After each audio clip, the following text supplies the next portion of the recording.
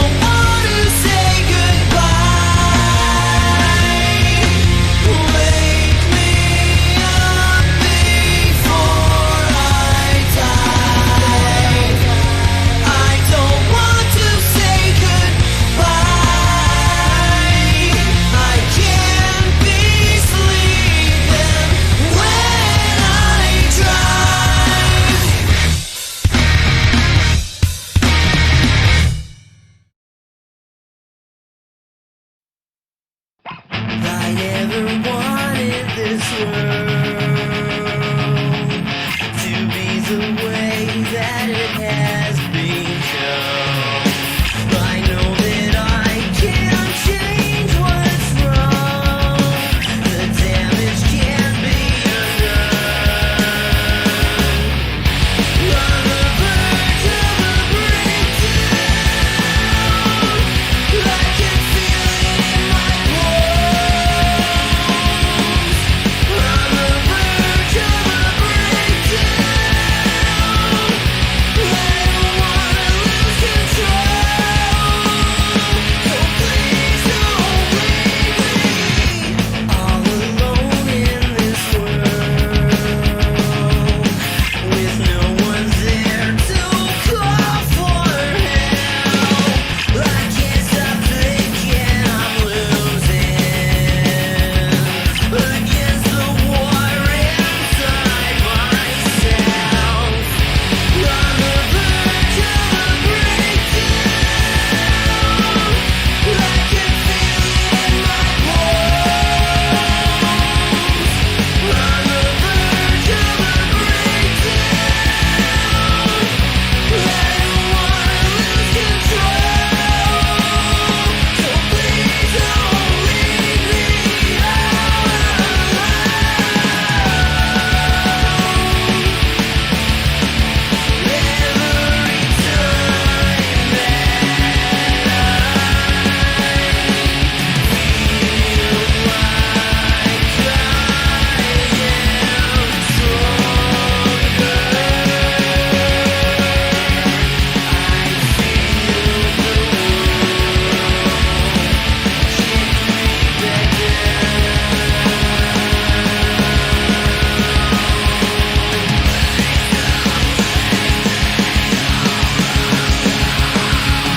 I never wanted this world to be the way that it has become. I know that I can't change what's wrong. The damage can't be undone. On the verge of a breakdown, I can feel it in my bones. On the verge of a breakdown, I don't wanna lose control. So please don't leave me all alone.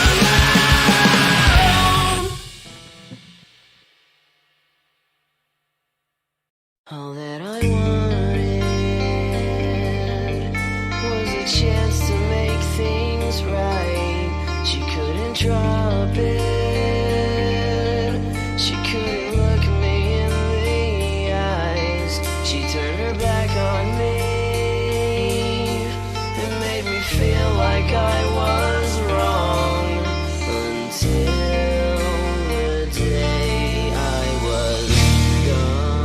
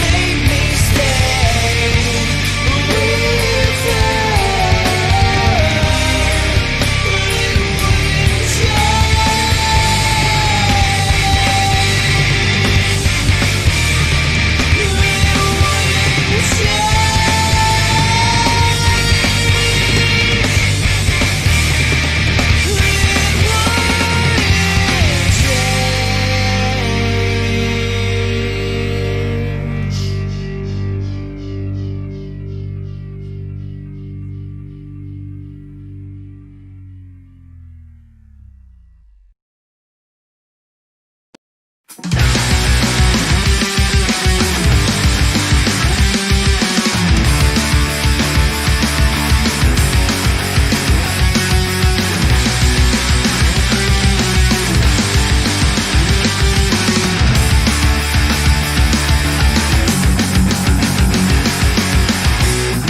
still remember when it was safe to go outside. Now I'm so used to gunshots that I sleep through them at night. I'm falling to pieces. We're fighting. What life's about, such a wonderful world. The violence is all around, such a wonderful world. Don't believe in everything.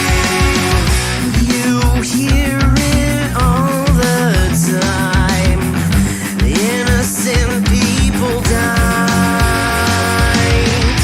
Whatever happened to us, no value for human life. I'm falling to pieces here. We're fighting. What life's about, such a wonderful world. The violence is all around, such a wonderful world. Don't believe in everything you hear. Don't believe in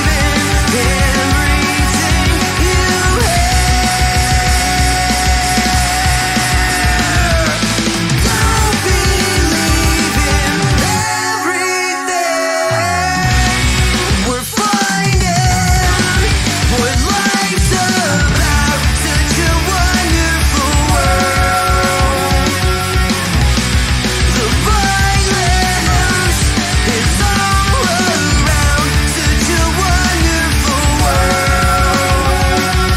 Don't believe in everything you hear.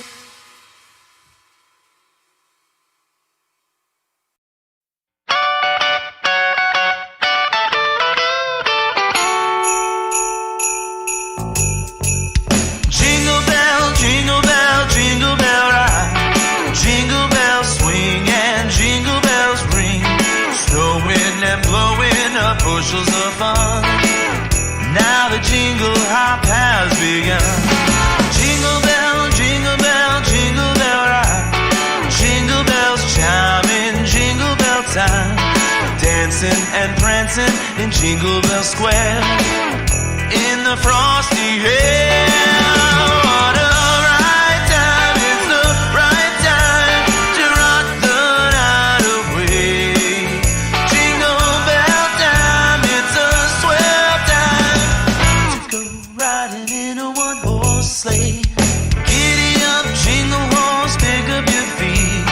Jingle around the clock. Mix and a mingle in the jingling beat. That's the jingle bell. That's the jingle bell. That's the jingle bell ride.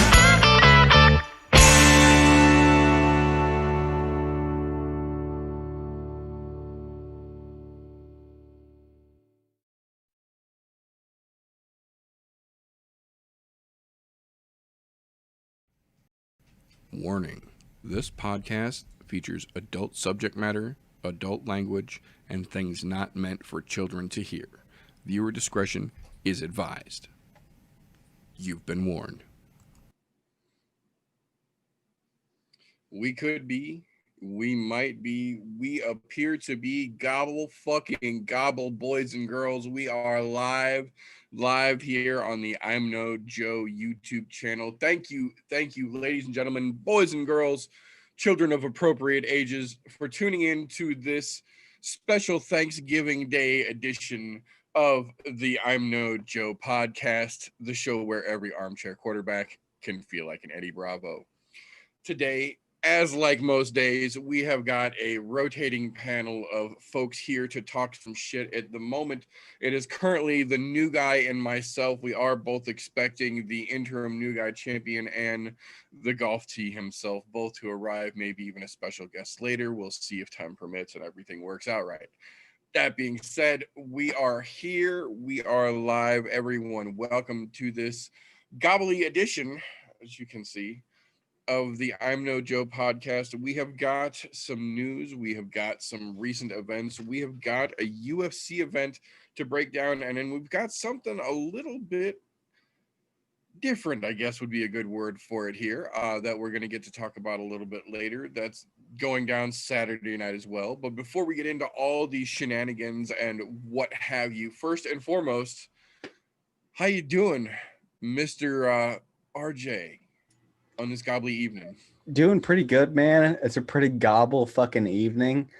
You know, it's the time of year where I pull out the nice glasses and drink bourbon whenever I stream. So there you go. 'Tis the season, as they say. 'Tis the season, and I am legally of age. Thank you very much, YouTube. So he says. Don't let me get the fucking. Right. Is everybody in this video of age? Yeah, hopefully not. Oh, we will see. We will see. YouTube does tend to see that baby face over there and like immediately hit me with the minor. Well, here. I can hide the face behind my pop filter. There you go. That might be the trick right there. Oh man. So happy gobbly day to all of you fine folks here in the U.S. To everyone outside the U.S. Happy Friday, because you guys are far enough ahead that it's not Thanksgiving anyway. So we have got some interesting news here to go over in the world of punchy-kicky things before we get to our pièce de résistance later on this evening here. The first one I want to talk about real quick here. I'm not sure why I expected different, but for some reason I did. I thought that maybe now that we're done with the second Abu Dhabi run, everything seemed to be going on a semi-normal track, and then we got our medical suspensions list from last week's UFC 255.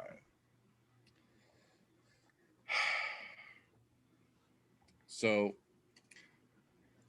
Perez has to get cleared by a doctor because apparently he snapped his hand in that fight, and he's out until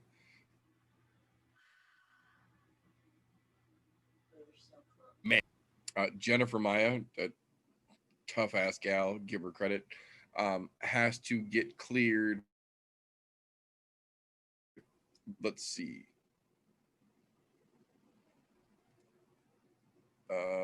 An ENT, that's what it is. She's got to get cleared by an ENT. Minimum suspension.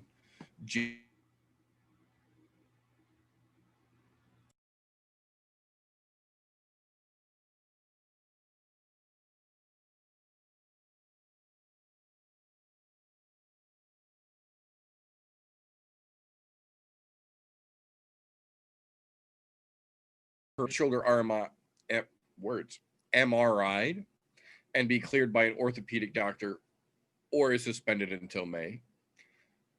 Shogun, on the other hand, cleared to go as of January 6th again. Royval obviously has to have that shoulder MRI'd, cleared, or otherwise, surprise, surprise, suspended until May. Buckley, ironically enough, they're saying hurt his hand in the fight and now has to be cleared by an orthopedic doctor and get an x-ray of his hand or suspended until May. Jordan Wright, though, the guy that he knocked the fuck out, cleared to fight again January 6th. Ariane Lipsky got to get cleared by an ophthalmologist because that fucking face got smashed or suspended until May. D-Rod, apparently he fucked his hand up in the process of Dalby farting around the ring, literally. So he's got to get cleared with an X-ray and an orthopedic doctor, or suspended until May. Dalby, the one who was farting around the ring, apparently has to have both his foot and his elbow X-rayed and positive doctor clearances, or suspended until May. Joe Ban, who is definitely not going to be doing any modeling for a couple of weeks, that's for damn sure, has a confirmed nasal fracture from the UFC doctors, so he has to have an ENT doctor clear him, or suspended until May. Jared Gooden, January 6th, good to go. Stolfus, a fucking warrior, January 6th. Sasha Palatnikov, fucking choice ass motherfucker. Took some serious damage early on though, but January 6th, good to go. Koche, the guy that he beat the shit out of, January 21st.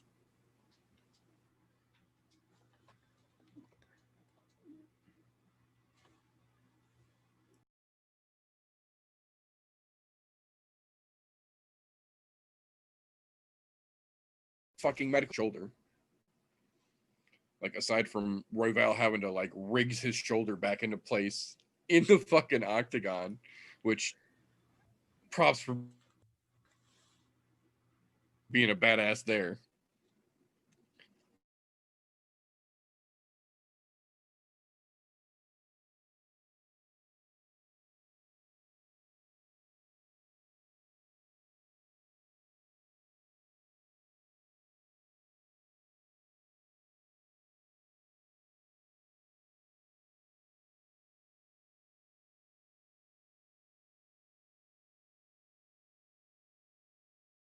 What the fuck happened here? No, okay. Are you lagging out too? Yeah. Okay, so it's not just me. I thought it was just me. That's why I was looking over at the other computer. I'm like, wait, I don't know if it's YouTube or if it's Zoom. I thought it was me. I thought it was you the first time it happened, and then I froze, but you didn't over here a second ago, and I'm like, oh shit, maybe it is me. So apparently some combination of YouTube and OBS and Zoom is having a fucking conniption right now. Apparently the tryptophan is setting in on the servers. And YouTube really doesn't want that gobbler, man. I'm telling you, man, YouTube is a feared of the waddle, man. But what are you gonna do? No, aside from Royval having to fucking lethal weapon his shoulder back into place like a tiny little fucking 130-pound rigs, most of the medical suspensions we saw are like backwards to the damage that was taken in the fight that accrued them, I guess would be the best way to say it. Vegas be tripping again.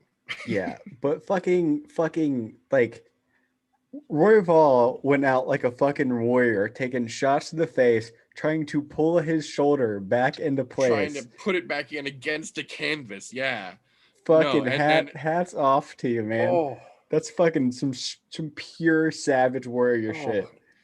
Yeah, for those of you who didn't see that fight, his shoulder popped out of place as he hit the ground with Moreno on top of him, raining down shots. He was trying to turtle with one arm and pop his shoulder back into place against the canvas on the other side when the referee stopped the fight because he saw that his shoulder was very visibly out of fucking socket completely. And then after they stopped the fight, he walked over to Mark Montoya in his corner, who grabbed that bitch, twisted his wrist a little bit, and went wham, and popped that bitch right back into fucking place. And he walked right over to go get his other fucking, get the verdict read for him.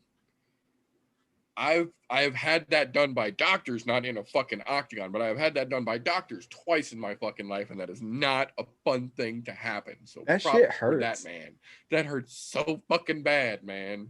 Props to that man for doing it on the moment and trying to pop it back in against the canvas while taking punches.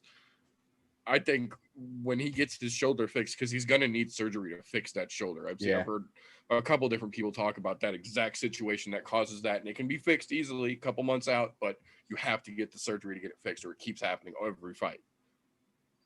Hopefully we see him take the time, go under the fucking knife, get your shoulder fixed, get that shit healed back up, because I'm telling you right now, that kid, if he gets his shit fixed now and doesn't put it off, is going to be a serious problem for that division for a long time to come. There we go. I forgot I wrote this down. Hey, there's Freshie. There's the man himself. What's up? Fresh 03? What is happening? How goes it, sir? How's your goblin going? Oh, I don't think I can look at another piece of ham for like 6 days. That's how much I ate.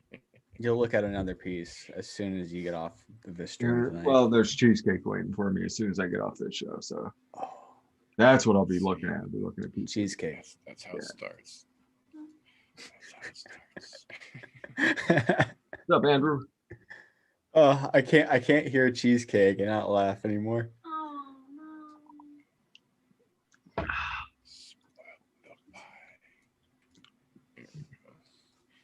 Had to adjust some goblins so we could all put on the screen together. How's your goblin day going, Fresh 03? Fantastic. Had my show earlier. Lots of good food. So I'm excited for this weekend. Always excited for the weekend. Hell yes. Shit, I'm just fucking excited for Monday. Monday, I get- he says. I get my new computer in on Monday. I'm kind of excited about that. Okay, that I would be excited about. I can understand that. And then I was like, Monday? How dare you be excited for Monday, sir? You've offended every sensibility I have. On today of all days, my daughter's wedding. That's why you shouldn't go around Tuesday. Oh, good times, good times. Couple interesting little pieces of news here before we get into some of the fight announcements that we got over the last week.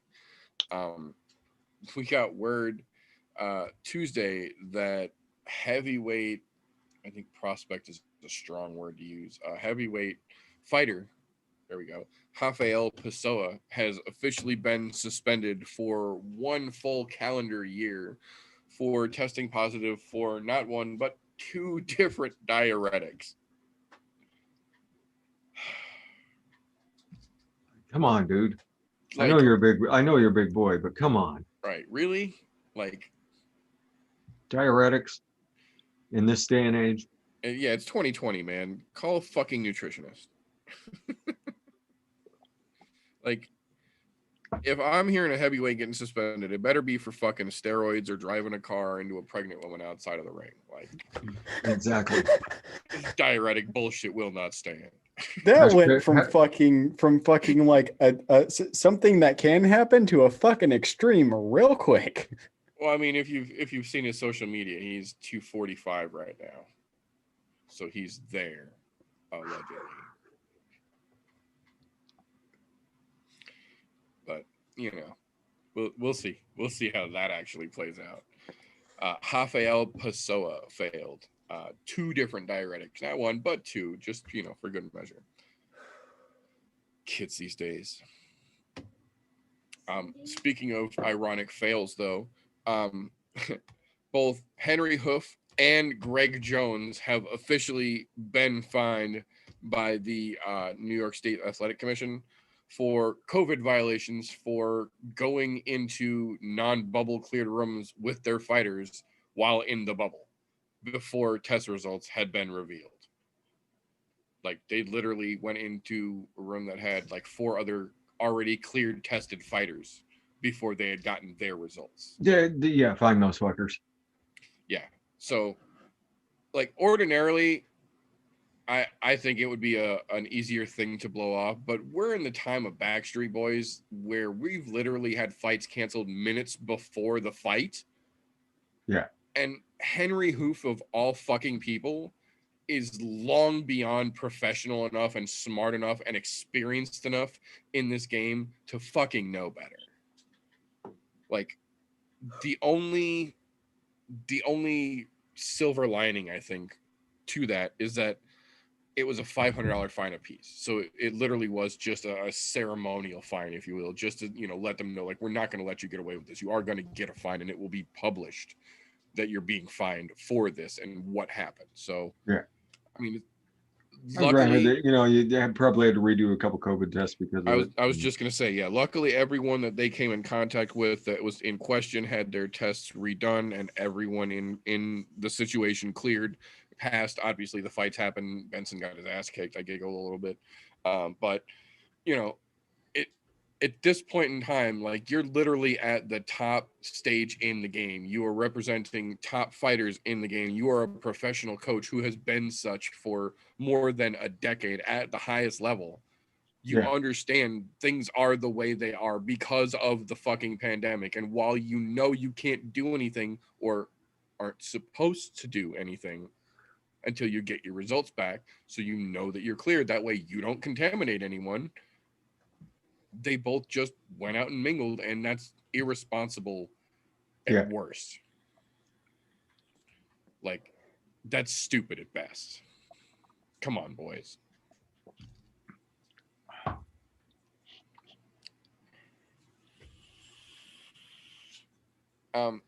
One other interesting piece of news here before we get into a small plethora of fight announcements. This weekend, this Saturday actually, is I believe they are calling it the Frontline Championship between Mike Tyson and Roy Jones Jr. Is still technically, they had to clarify this in 4 separate press conferences, so I want to make sure I get this correctly. Excuse me. It is an exhibition match, 8 rounds, no judges ringside, no winner declared by the State Athletic Commission. The sanctioning body sanctioned it as an exhibition only. There will be no scoring at the event. There will be no judges at the event to determine a winner. The referee is there only for safety concerns. He will not determine anyone who has won the fight. On the other hand, Triller, who is the company who is putting on the fight, has teamed up with the WBC, who has provided 3 professional WBC certified judges who will be remotely judging the fight due to the Backstreet Boys, and will be open scoring the bout all 8 rounds, and will determine a winner at the end of the fight, who then will subsequently be awarded the WBC Frontline Championship belt. So we'll be able to watch itself, this. We'll be able to watch the judging live. Yes, the judging will be live, and there will still be a Vegas betting line because the WBC is independently scoring and judging it. The event is technically illegal to bet on because because it is an exhibition match, so there is no judging, no scoring there. But Triller saw that loophole miles the fuck away and called the WBC and was like, yo, you guys like money, right? Because we like money. You want to make a bunch of money? Because we want to make a bunch more money than we're already going to make. And Tyson was like, I like money. Yeah. Ta-da. We'll talk about that card in just a little bit, but the neat thing about that event is the news that we just got confirmed yesterday. It had been a rumor for a little bit, but they confirmed it yesterday. One, Israel, the last style bender, Adesanya, will be cage side commentating for the fight live. He will be our color man. We will have Adesanya as our Joe Rogan, as it were, for the Tyson versus Jones fight Saturday night. I'm okay with that. He knows his shit. He's good enough in the moment. He's fluid enough on a microphone.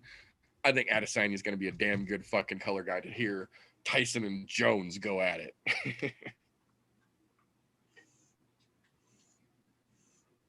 Yeah, I'm okay. That makes me halfway excited about that. Right? Like, obviously, I'm not going to watch the whole card, and we'll talk about that more in just a minute here. But that definitely makes the fight itself a lot more interesting to watch as a spectacle in its whole.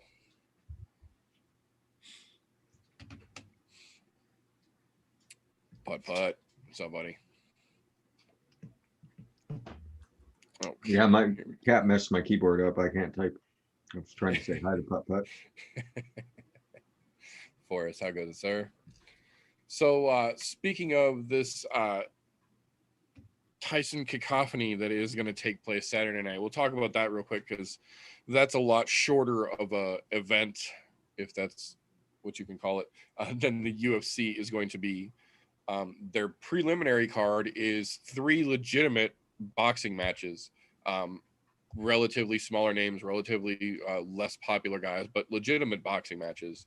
The main card, I say loosely and use air quotes for those of you listening, is a 4-fight main card, and this is where you get the Mike Tyson effect, where everything gets a little squishy, if you will. The opening fight is Vidal Riley versus Rashad Coulter, a legitimate cruiserweight 6-round match. It's where the action starts to pick up, if you will, starts to get a little bit more legitimate. Then you've got Badu Jack versus Blake McKernan, light heavyweights, 8 rounds, still exhibition, but again, folks who know how to throw leather fairly well and are gonna fucking get after it. Then you've got the full like Popeye left hook screwball out of nowhere. Jake fucking Paul versus NBA's Nate Robinson in a cruiserweight. I can't wait to watch Nate Robinson kill that dude. Yeah, in a cruiserweight 6-round match, no headgear, fucking full-size gloves, big boy status. Like, I get that the Paul brothers have been trying to get boxing matches with everybody since they figured out that KSI stepped into the octagon and they could use YouTube to exploit all of the horrible boxing they wanted to put on. But you're the co-main event to Mike fucking Tyson. Like, what? Okay, so yeah, Jake Paul, who has no real affiliation with anything other than being a YouTuber, really, professionally, athletically at this point. I'm being against fucking idiot. Yeah, against the NBA's Nate Robinson, a verified, bona fide, highlight reel owning athlete, professional athlete. I really want to see Nate just like cartoon style put his hand right through Jake Paul's fucking head. Be fun. I really, really do hope he fucks him up, because that fucking YouTuber versus YouTuber shit with him and KSI was so fucking phony looking. Oh, no, you're thinking about the other Paul brothers, sir. His brother, excuse me. But yeah, I want to see the Pauls get shut the fuck up by an actual athlete. Yeah. The good news, though, is regardless of how much of a weird fucking circus sideshow that match ends up actually being, the main event is the return of Mike fucking Tyson. Iron Mike Tyson in scary good shape for a man about to turn 60 years old. Coming out of retirement for the, I'm using air quotes for those listening, exhibition match of the fucking century against Roy Jones Jr. coming out of retirement. I wish I had a better vocabulary to describe how fucking weird and crazy this whole scenario really is. But it's intriguing as shit. They've basically forced it to be a quote-unquote exhibition match, despite the fact that both men have said there's nothing exhibition about this other than the round timings. Roy Jones fully expects Mike Tyson to come out and try and take his fucking head off. And he says, all I have to do is not let him do that for the first 3.5 rounds, and the rest of the fight is mine to do with what I want. Mike Tyson has also subsequently said he's going in there to try and kill Roy Jones Jr. He's got the old school killer Mike Tyson urge back, and he said he has laser beam focused that at Roy Jones Jr. now, and he's coming to fucking knock him out. It's gonna be a damn interesting match. I wish Roy Jones Jr. the best of luck. I'm not by any stretch of the imagination trying to say that Mike Tyson has trained himself to somehow magically become an 8-round boxer all of a sudden. What I will say is working with Rafael Cordero and getting himself into the shape that we have seen that Mike Tyson is in right now means that those first 3.5 rounds are more dangerous than they may have ever been. That man is hitting every bit as hard as he used to and every bit as quick. He just may not have the longevity he had previously, which wasn't that good to begin with. So now he knows that, and he knows it's time to just go out, pedal to the floor, and blow the fucking motor. Yeah. That's kind of terrifying.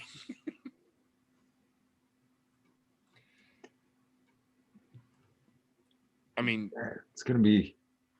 it's so strange. Jones was It is. always great defensively, and that is literally his saving grace here, is that if he can just move and stay on that bicycle for the first 3 rounds at least and Yeah. keep clear of anything that Tyson fucking wings at him, and he's gonna wing some. He'll have a shot. He's got a chance, man. He's got a chance. I don't think 60-year-old Tyson can take a lot of those fucking 1-2 peppers that Jones can lay on him if he gets the opening. But he's got to wait to do it, and he's got to dance hard until he can do it, because you think Derek Lewis has power late in the fight. Yeah. Oh, boys. But I mean, he's absolutely right. I mean, by the middle of the third, Tyson's going to be spent.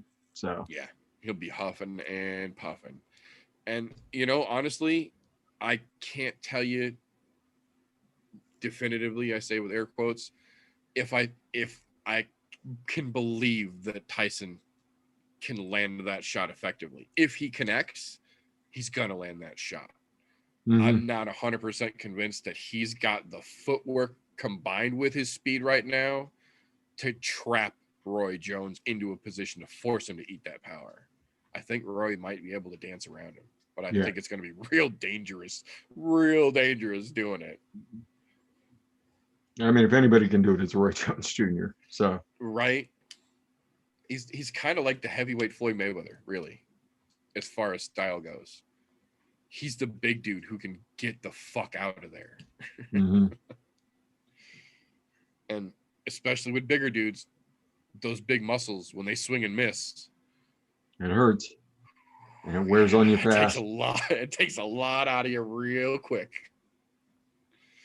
It's going to be interesting to see, folks. That being said, I've got a short little list of very, very interesting fight announcements that we have got over the last week that I want to share with you fine folks before we start talking about this weekend's upcoming UFC event here. I don't want to say it's specifically because of the Backstreet Boys, but it's definitely influenced by and impacted because of the Backstreet Boys. 2020 has turned into the season of the quick turnaround. We got some news this week that train apparently has no plans of stopping all the way through the end of the goddamn year. We got the stupid quick knockout from Chaos Williams on the D-bag of the year just a little while back, and he is now officially turning around and coming right back to Las Vegas to take on the backflipping clown himself, Michel Pereira, December 19th. Chaos Williams back in there, and I'm really hoping he can knock out another douchebag for us. He's got a pretty goddamn good track record of it so far. I'm good with that train to keep on rolling. Yes. That actually could be kind of an entertaining fight. Yeah, because we know Mr. Capoeira is going to try at least 2 backflips and a couple of cartwheel kicks. And like as he's trying to do that one-arm kick over the top, like here's Chaos Williams coming down on him. Like that. He's got that real good. Chaos is real good at that one-shot fucking clobber, and his timing is just dangerous enough to go with it. Could we get the recreated scene from Never Back Down? Right. It could get real interesting. I'm with it. Obviously Chaos took zero damage in that 31-second fight where he laid that motherfucker out like a Yeah. platter. He's clearly good to turn right back around, and I think he can do it again. And that puts him in the conversation for top fighters of 2020. I believe that's his 4th fight of the year. Yeah, and that would be like 4 KOs. Yeah, I was gonna say, and he stopped all of them in the first round, I believe. Yeah. That's a prospect fucking resume, man. That's a prospect fucking resume, legitimately. Especially if he puts out this motherfucker now, like 2 dudes in a row that are very clowny, very flashy, and he just walks in and binks them both. I'm with it. Yeah. I'm watching. I don't know. I'm paying attention, sir. Yeah, I'm paying attention to Chaos Williams. I mean, I'm already. Hell yeah. Yeah, I mean, I'm Right, already he a was fan. I'm absolutely already a on the- fan of you. I'm already a fan of you at this point. So Yeah, he was on the After you- radar to begin with, but we're definitely paying more attention. yeah, you wiped out that rapist asshole. So you already got a definitely fan got in a me. thumbs up for me. Yeah. Yeah. Yeah. So speaking of stepping in on short fucking notice, 2020 style, Talia Santos was scheduled to fight December 5th, but her opponent just pulled out this last weekend, and we got confirmation officially yesterday that Montana De La Rosa is going to step the fuck up on short notice and take that December 5th fight. I think she's got a lot to prove after she fucking ate punches for days in that last match and really let herself get fucking worked. I'm hoping she's been in the fucking gym grinding and she's coming out to show that she's patched those holes up in her game, because really, aside from that last fight, she's looked spectacular, but that last fight was hard to watch. Mhm. Hard to watch for sure. I'm curious to see if she's willing to step in short notice and has got it dialed in enough to where she can get back on track, because she's another one of those that I think, hopefully this is just a speed bump in her career. She figured out that she still got some shit to work on, and she's been working on it, and we can get back onto the track of winning, because she's looked spectacular aside from the last couple of oofs that she had. I love the De La Rosas, man. I really do. And I want to see Montana do good. But we've already learned from her husband that there's an inclination in that camp to not train as much on the holes in your game as much as they do try and sharpen what they're already good at. And that does not lead to longevity in the UFC. This will be our first time to see Montana since she got her ass really kicked. So I'm curious to see how it plays out. Let's see. Next one after that, December 10th coming up. Bellator 254 just had a very, very interesting fight added to it that I am super fucking stoked to watch. Ronnie Marks will be stepping in to take on my homeboy Linton LDV, the Swarm Vassal. That is a spectacular fucking fight. Linton had a rough go of it his last out as well. Definitely looking to get back on track and show that those Sanford MMA boys are all fucking killers. That's going to be a spectacular fucking matchup. And then again, speaking of the short notice turnarounds here, UFC 256 on December 12th has had a last minute late addition added to it in Andrea KGB Lee against Jillian Robertson, who is on a tear trying to rip 2020 a new asshole so far. I'm with it. Jillian Robertson is a little fucking monster, and I am loving watching her tear her way through this fucking division. I think stylistically, her and Lee will match up pretty fucking well. I think it'll be a good test for both of them at this point. Yeah. Lee looked pretty good on the last time out. So She really did. And Robertson is another one of those that a week and a half, not even a week and a half, a week and a couple days after this December 12th event will be on Submission Underground 18 Nice. grappling again. So like she's a little badass, man. Like, not only is she ready to get into the cage, but a week after that, regardless of the outcome, she's ready to get back in the fucking squared Submission circle for underground. some fucking jujitsu submission underground style. I fucking love Having that, some man. fun. I Yeah. love that shit. That's gonna be, and that submission underground. Like I was telling TJ last night, if you haven't checked out the card lineup for submission underground 18 coming up on December, holy shit! They've put together the all-star roster. This is the Super Bowl of jiu-jitsu competitions. Like they've got the name of names in almost every fucking match. It's gonna be spectacular. Even the most casual of people will know fights or know matches rather on this card coming up. Speak of the devil. There he goes. What's happening? Where are we? What have I How goes it, missed? sir? Fight we- announcements.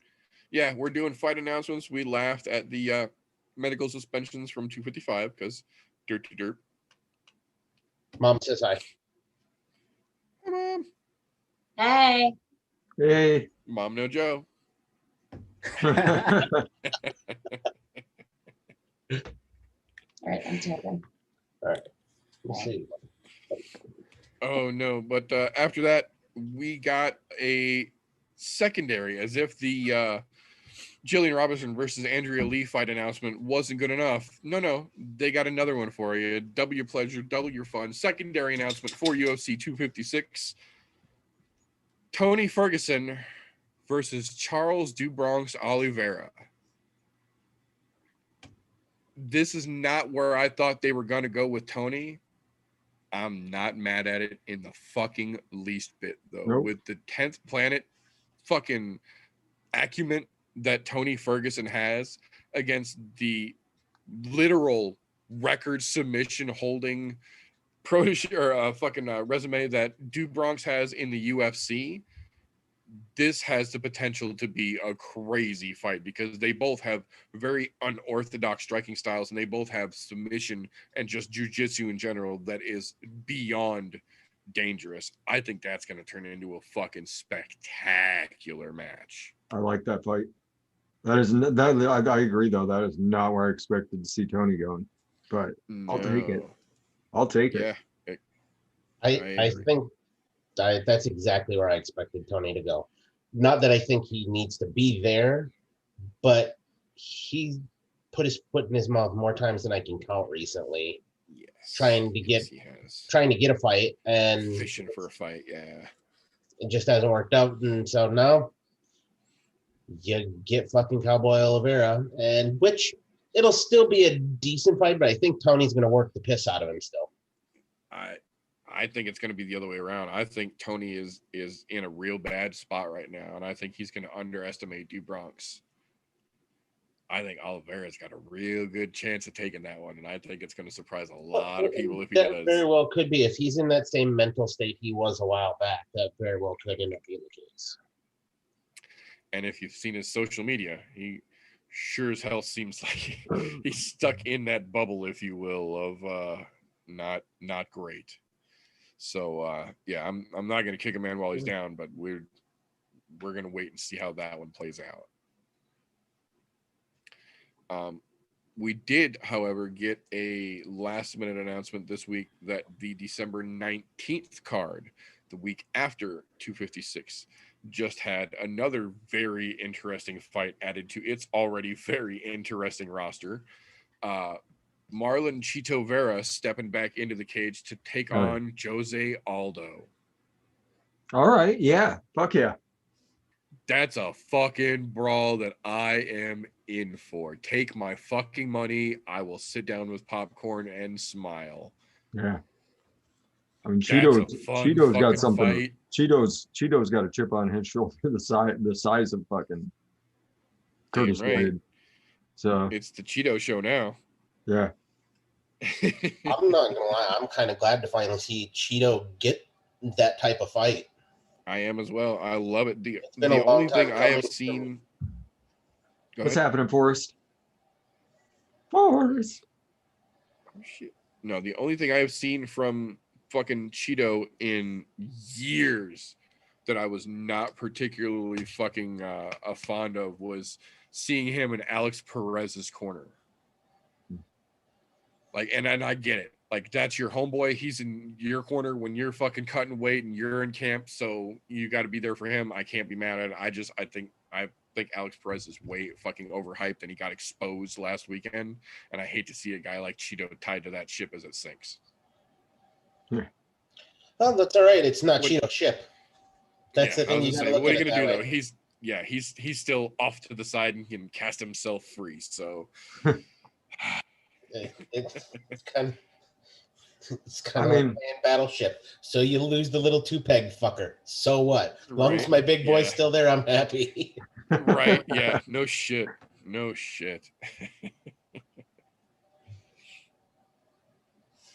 Oh. Shame I missed talking about that. About Perez he got fucking worked like a chump. And again, I hate to kick a guy while he's down, but fuck Alex Perez.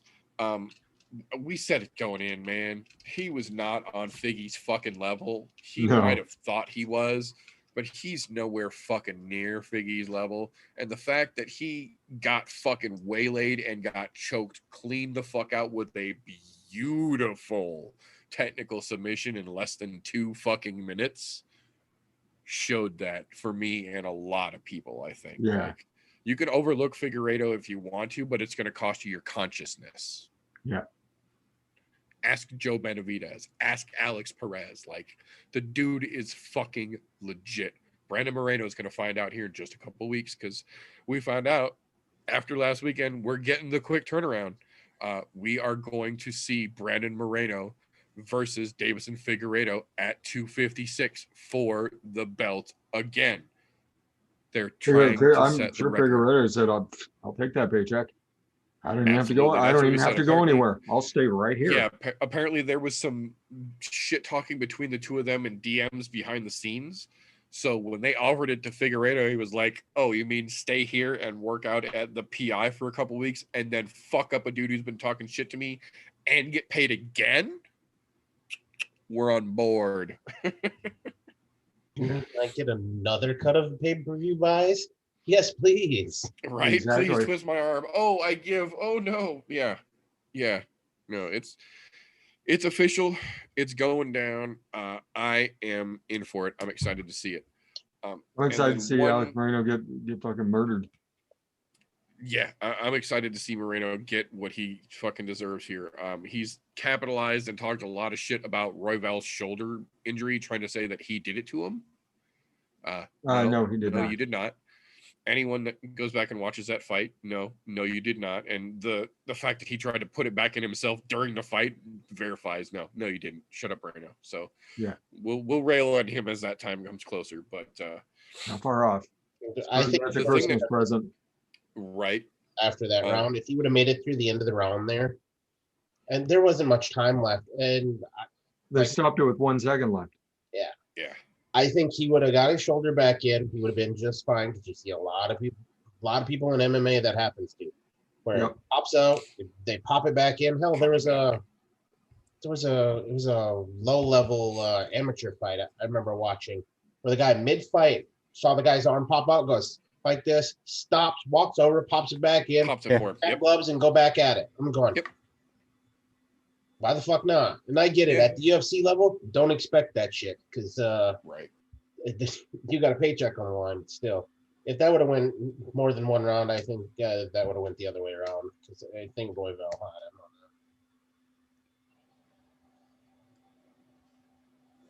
that. Yeah, like they were talking about that like as Royval went to his corner and his cornerman was popping his shoulder back in.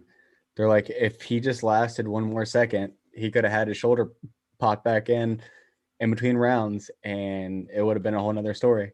The one downside to that though is from a anatomy and physiology standpoint, once that happens, it's bound to happen again and again and again. Yeah.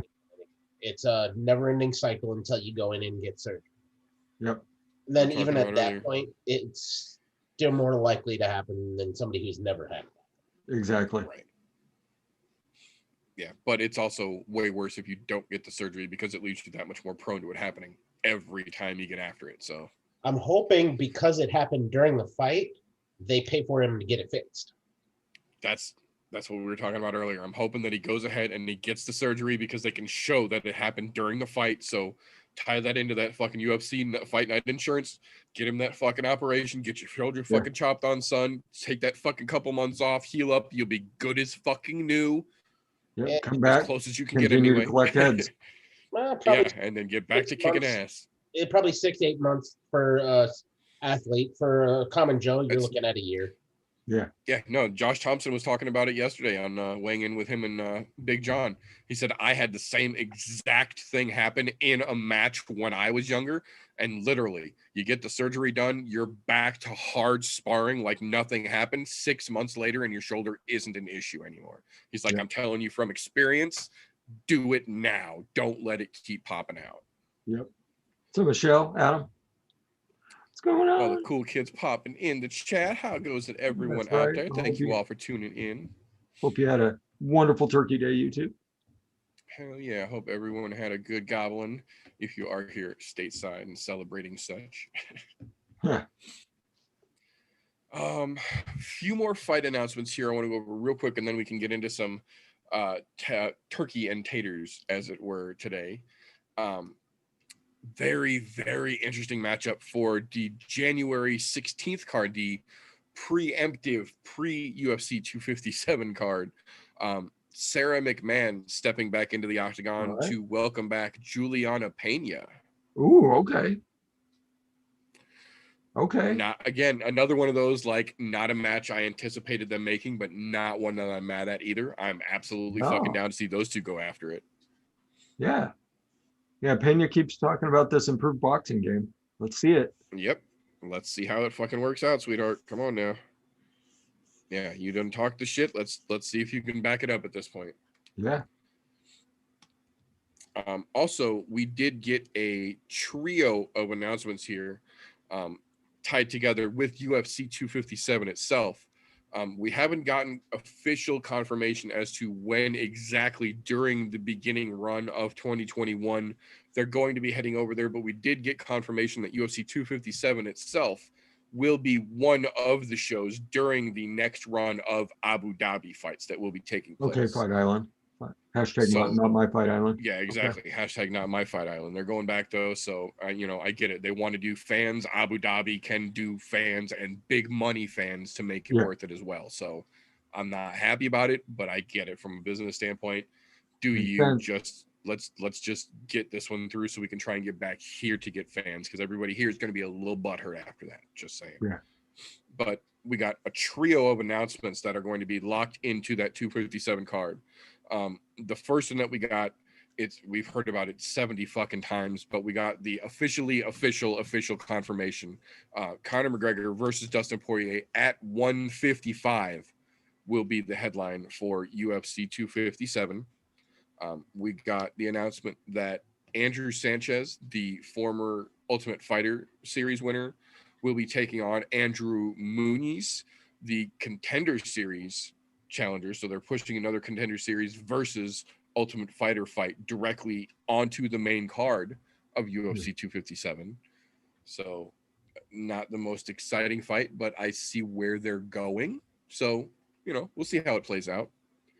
But the real interesting one, the one in my opinion that isn't getting enough credit, and I don't think is going to get enough credit from places aside like us, aside from having one of the most interesting styles of any prospect we've seen in a long time, he also has one of the greatest names that we have seen in a long time, taking on a fellow spectacular name champion as well. Nasrat Haqparast steps back in UFC 257 to take on Arman Tsarukyan. Tsarukyan, that's it. Arman Tsarukyan. I switched that backwards because I write like shit. Sorry, folks. Nasrat Haqparast versus Arman Tsarukyan. Not only is it spectacular names, they're both great fighters and prospects coming up. I think that is going to be a fucking great fight, and funny to hear the announcers, once they have to do it live, try and say it too. Haqparast. I love me some Haqparast. Yeah, I'm fans of both of them, gentlemen. It's gonna be a great matchup. It's gonna be a great fucking matchup. I'm calling it now. It's gonna be a great fight. Oh, let's see here. There we Shit, go. DC was having problems all fucking last weekend trying to say names. So that's gonna be great if that's he's what there. I'm saying. Like, and then you put these two in the octagon, and you let DC just try and announce it. Period. He was looking a little So cross-eyed much the last better. time I saw him. So Yeah. DC I may think it'd have be may have picked a hilarious. good time to retire. Right? No shit. Oh shit. He's having trouble seeing the desk. Oh man. I mean, I would too for No. that big ass belly he's got. No shit. Couple more here to run through real quick. Pedro Munoz stepping back in, taking on Jimmy Rivera on January 30th for the UFC. Another one kind of rolling with the theme, not necessarily one that anyone specifically asked for, but okay, I'll watch this. I'm down to see where this one plays out. I don't think it's going to end well for poor Mr. Rivera, but I'm interested to see how it gets there.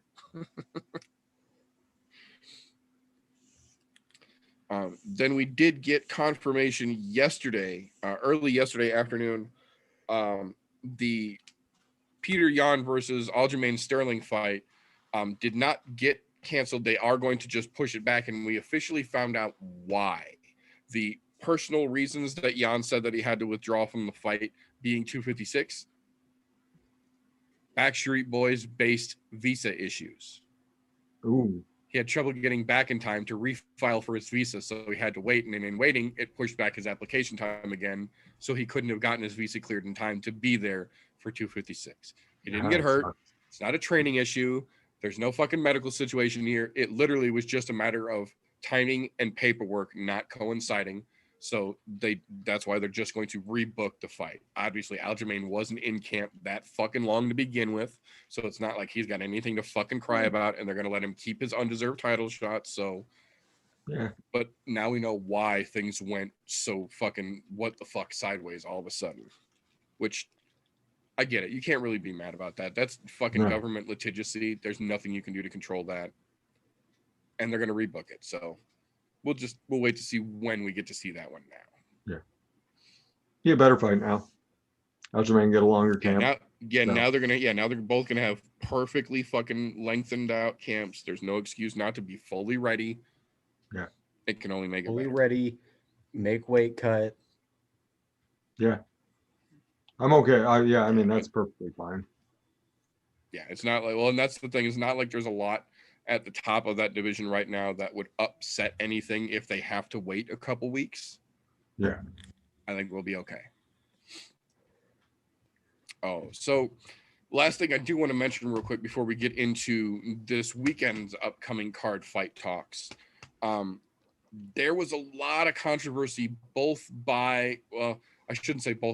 mainly by caddy MMA journalists who were in the press room after UFC 255, but they kind of almost goaded him into getting Deiveson Figueiredo to also complain about having such a spectacular and quick, definitive, technical, beautiful finish to a title defense, and then not getting a performance of the night or a fight of the night performance bonus for such a spectacular title defense on a pay-per-view card.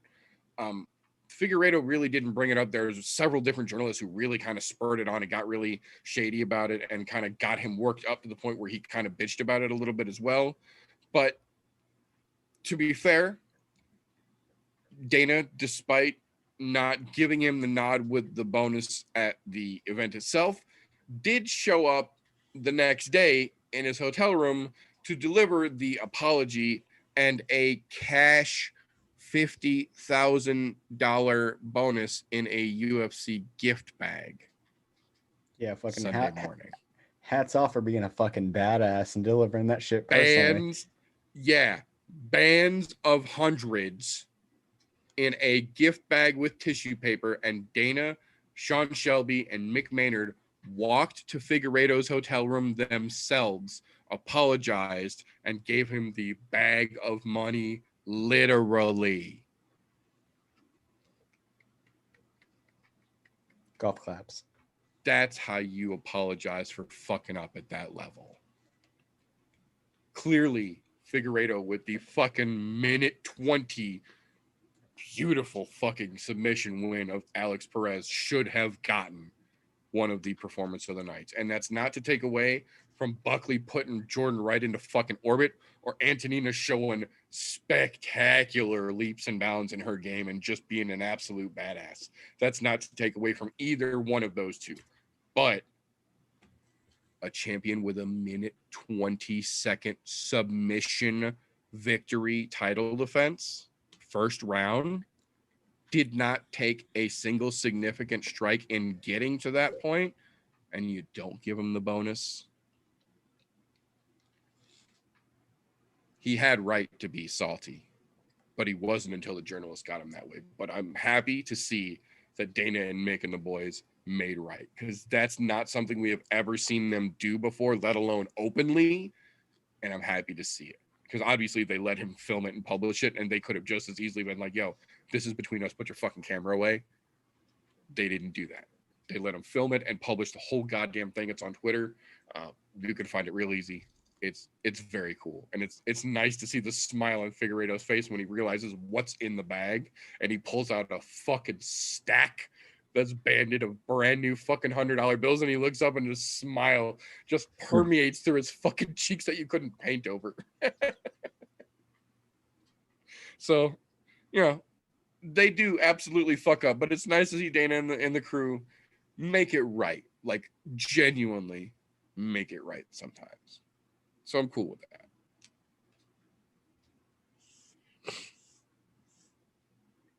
Okay, here we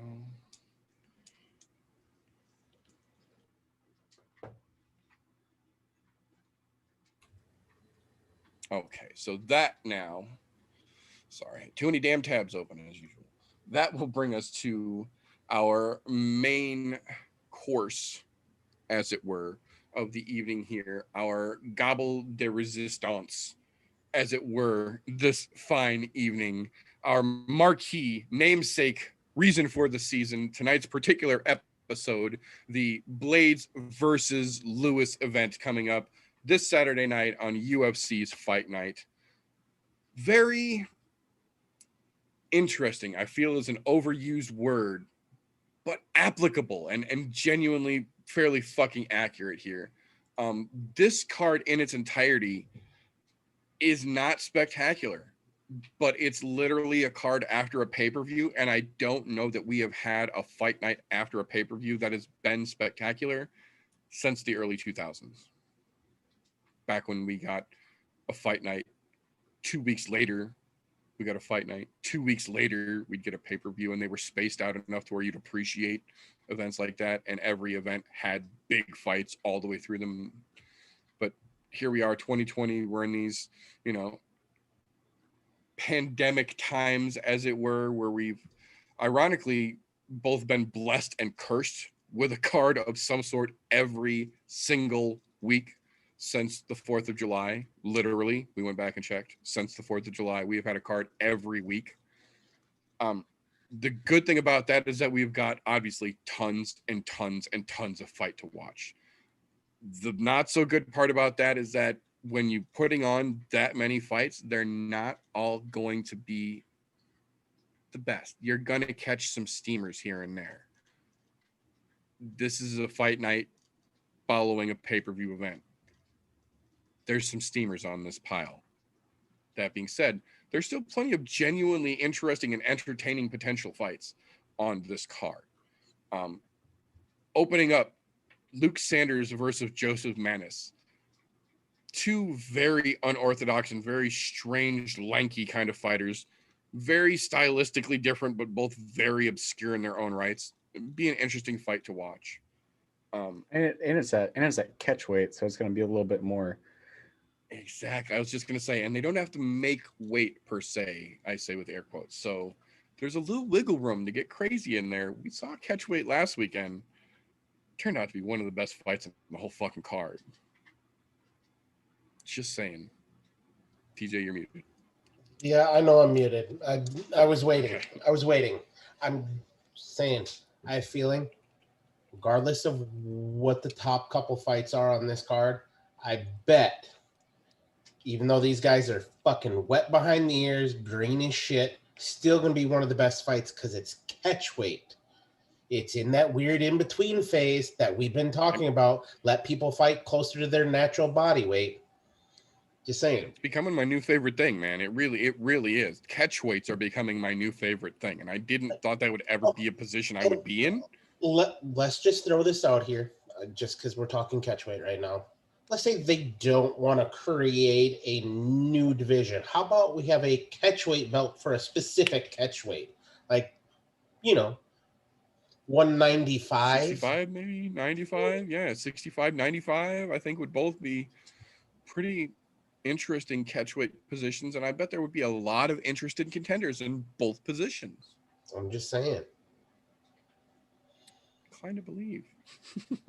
A little something to think about. That's all. Right? Yeah, Plant the exactly. seed. That's all you That's gotta right. do. Just plant the seed. Johnny Appleseed that bitch. Just plant them here and there. So another interesting little guy fight that I know Fresh is going to be super fucking excited to watch. Jonathan Pierce versus Kaya Kamaka.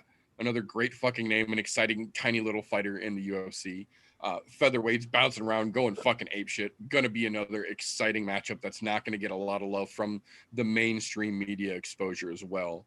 I'm kind of excited to see it. Both of these guys are bouncy little fucking wind-up fighters, man. Put the key in their back, twist them, and then let them go and stand back. Yeah. Like, I mean, Pierce is certainly that fighter. Like you just twist it, you just twist the little key on the back and let him go, and he just presses forward.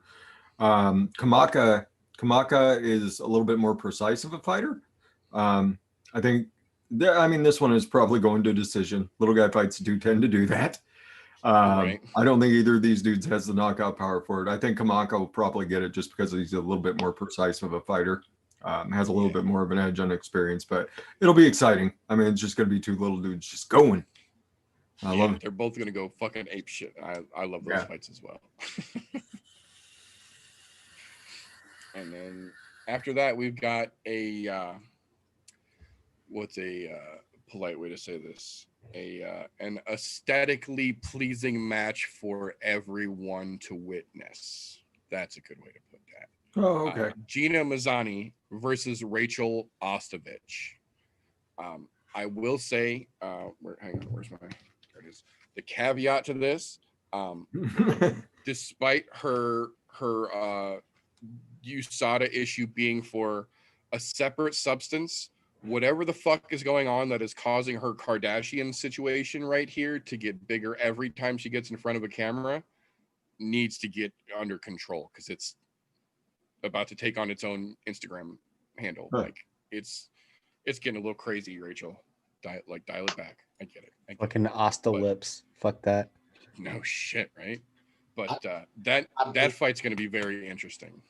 And Mazzani will probably swell him up for her. So What I'm hoping is Mazzani throws a really nice elbow and splits them motherfuckers in half because they're so swollen. That could be one of those like splash zone situations. Yeah. And Mazzani's got elbows, so that's not outside the realm of possibility at all. She's got a couple. I think of that fight's going to be interesting. That.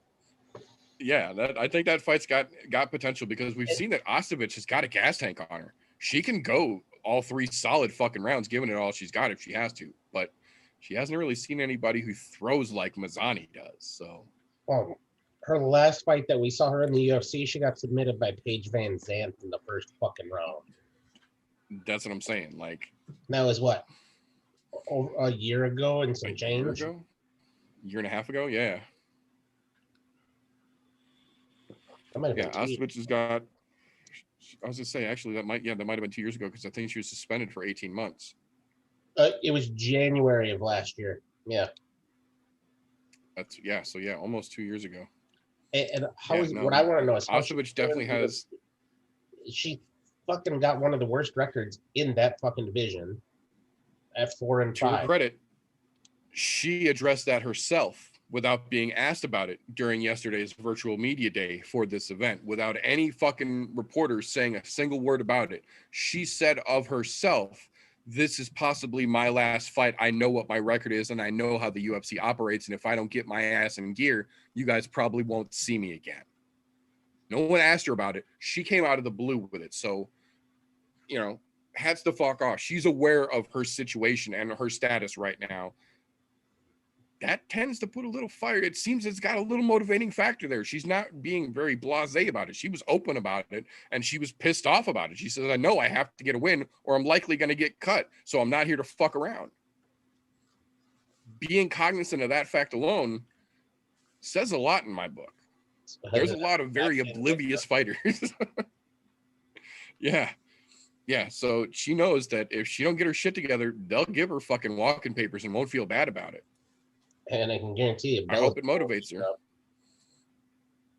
Damn right they will, because her fucking Alimale would go immediately.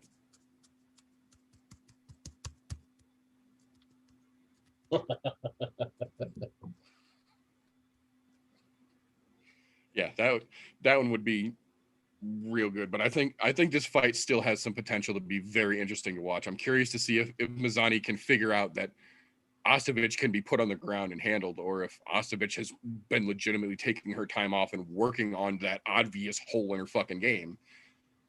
We'll see. We'll see. It's going to be fun, I think. After that one, another fun little guy bout for fresh. Martin Day, who we saw last time out, come out like a fucking firecracker, little smoke show, fucking rock star in the making, against Anderson Dos Santos, who, I have to say, the most interesting thing about that guy is his fucking haircut. Nothing personal, dude, but I've had farts more exciting than your highlight reel. I think Martin Day is going to come out and just be a little boxing Speedy Gonzalez and beat the shit out of this guy. But I think it's going to be fun to watch. This is my fight of the night. This is the one I've got my eyes on. I think Dos Santos has enough threat of a ground game to make Martin Day a little bit hesitant. But yeah. I mean, Day's going to be, he's going to be a superstar, I think. So yeah, he's just working his way up. So this is one of those, a dude who's on his way up versus somebody who could give him a little bit of a problem, just enough of a problem to make him bounce back a step. But eventually Martin Day will get going, and this will be fun. So. So the pick is easy here. The pick is easy. That's a Day. Yeah, but yeah, kind of keep your eye on this one, just because I think that Dos Santos has just enough of a threat to make Martin Day hesitate for a minute, and so you see a little bit more strategy than you normally would. I agree, and I'm excited. Really excited for that one. There's nothing better than a bunch of little guy fights. Fuck. Look, as much as I love a good knockout and seeing people go to sleep, those little guys, they're way more exciting because you don't know what's coming next. Are they going to throw a fucking head kick? Are they going to rip a takedown or try to slam somebody and then throw them into a fucking armbar midair? Yeah. Right, yeah. Flying armbar attack, yeah. I'm just saying, they're like watching it's like watching a video game sometimes. Yeah. It's fucking great. Sometimes watching the little dudes, you're like, I don't know how that happened. The replay is going to tell me, but that was fucking amazing. Right. Half the time they have to put the replay in slow motion so you can see exactly what fucking happened because they do it so quick. Yeah. Right, yeah. I was just going to say, and then you got to watch real close on the slow-mo because you're like, holy shit, dude. Yeah, that's some Street Fighter level fucking craziness. Fucking Hadouken. Right. Or now, go fucking fucking Killer Instinct combo breaker. Right. No shit. No, the sad part is that we're going to go from a fight that has got that much potential for craziness, that much excitement on it, to an Ashley Evans Smith fight. Now, the thing that I will say that does have some saving grace for this match, because for those of you who don't know, Ashley Evans Smith is not terribly exciting. She does not have a track record for being the most entertaining fighter nor the most skilled. She has heart. and I will give her that, but that is not necessarily the most career-defining tool for a fighter. That being said, the reason that this is a very interesting matchup for me, and I understand why it's the quote-unquote premier prelim fight, is because Norma Dumont Viana walks around at 180 pounds.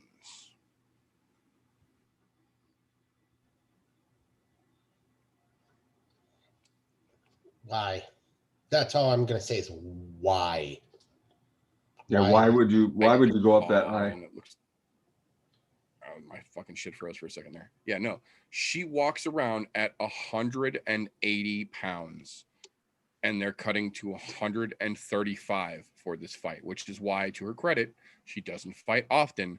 But holy fucking shit. Have you not seen science? Like, I'm just gonna be impressed if she makes weight tomorrow. That's it. Like I don't think she's gonna win because that's too much of a fucking weight cut.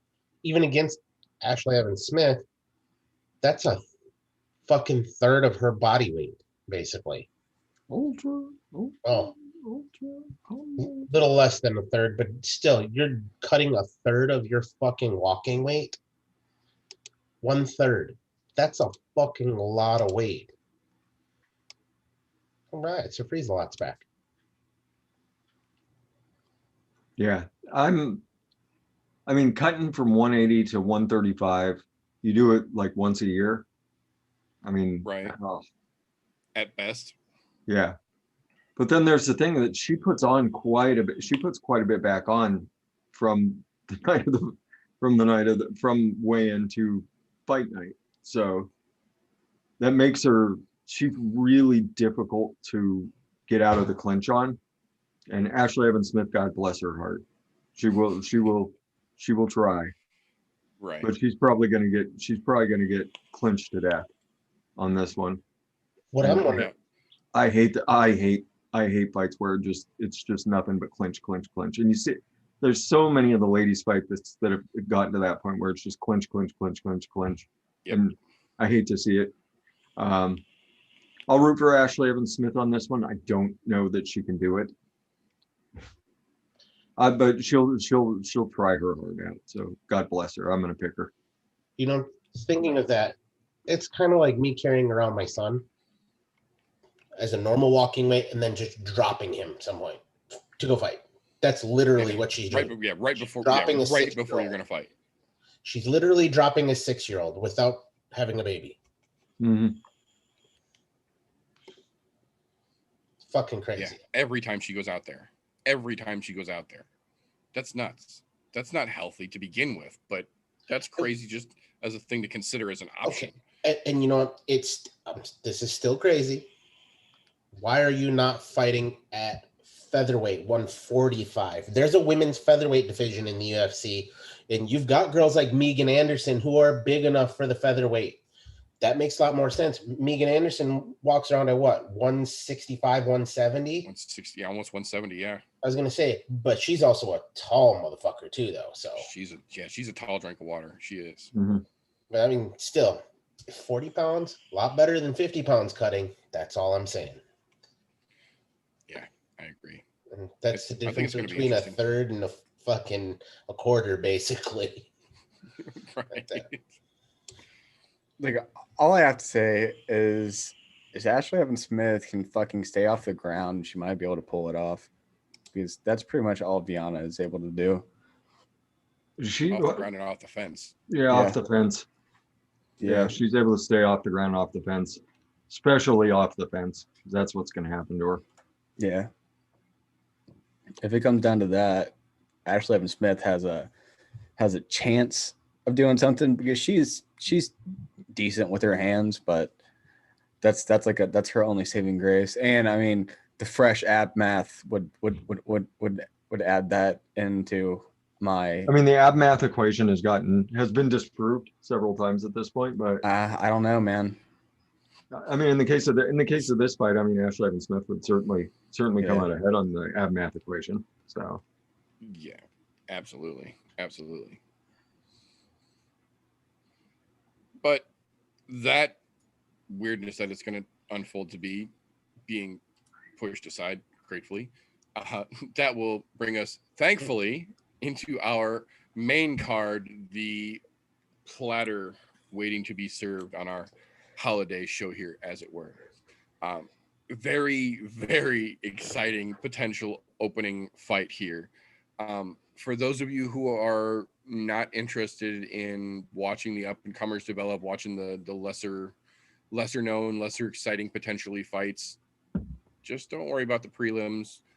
When you see that main card start, get your popcorn and you sit down, because the Alpha Ginger versus Bill Algeo is going to be fucking insane. Spike Carlisle does not know how to take his foot off the gas pedal. Nope. And he is crazy. Legitimately certified ginger lunatic. And he's going to come in there and he's going to go balls to the fucking wall just like he does. And I give him all the credit in the fucking world, man. That man sticks with what he knows and he is damn good at what he does. But we saw last time out that Bill Algeo is a fucking sniper. That man catches you clean and technically, and when he does, it's stunning. Literally, you see people shocked at fucking being hit by him. This is going to go one of two ways. Either the super ginger is going to come out crazy and clip him, and Algeo's going to sleep, and we're going to get to see an insane redhead fucking celebration dance, or that flashy fucking ginger's going to come out like a lunatic, and that sniper's going to sit back, wait for him, and just go, bink, good night. And we're going to see an alpha ginger snore. I think at this point, it all depends on how it actually happens when they open the fight, but I believe that equal possibilities are both there. They are. Yeah, last time we saw Bill Algeo, I remember I was like, hey, I got a friend named Algeo. I'm picking Algeo, and dude put on a hell of a show. He put on a hell of a show. And the last time we saw Spike Carlisle, like he wore himself the fuck out within the first minute and a half of that fight. But that dude did not stop. Like he was exhausted. He could barely stand, but he never fucking stopped. He kept going. Yeah, he kept at it. He just kept going and kept going and kept going. I'm going to pick Spike Carlisle. I think he's got the ginger rage is going to be up from losing that last fight, and he's going to be looking to prove something. So I got Spike Carlisle on this one. This one's going to be fast and fucking furious, and both fighters are terrific. Both fighters are terrific. In this one, I really don't think there's a loser, especially us watching the fight. So, no, that's for damn sure. The fans win this match. The fans win this fight for sure. The most fucking shredded ginger you'll ever see in your goddamn life. That dude looks like he was chiseled out of fucking stone. I hate the fucking put something looking at somebody's body type, but that dude he's the epitome of what you think a fighter would look like. Yeah. And he's crazy enough, especially at the 145-pound division, that he makes every fight exciting, period. It might last fucking a minute. It might last 3 fucking rounds. Either way, it's going to be exciting because he doesn't stop. And Algeo, he's got some precision on him. So it is going to be an interesting thing to see happen. But, man, I don't even know which way to pick that, because the amount of pressure that Carlisle puts on in the initial portion of the fight, that can throw a lot of fighters off. And Algeo's last fight out, he didn't have that same kind of pressure on him. This is going to be a whole new world for him. So I think it'll be interesting to see how he deals with it. If he deals with the pressure well, he'll win the fight. But it's going to depend on how he deals with the pressure that Carlisle puts on, because man, that is one fucking mean, angry ginger. I don't feel bad calling him a ginger right now. That's his moniker. So yeah, it's his fucking nickname. Yeah, he chose that shit. So hey, can't beat him, join him, right? That's right. So I'm going with Spike Carlisle purely on principle, because that is my ginger brother. Of course. purely on principle. I have to root. I have to root for the homie in this one. I mean, like everybody else, like all three of you have said, his fucking the amount of pressure that he puts on at the fucking beginning of the fight is insane. And I don't know if Mexican Mr. Perfect can fucking can handle and can hang with that.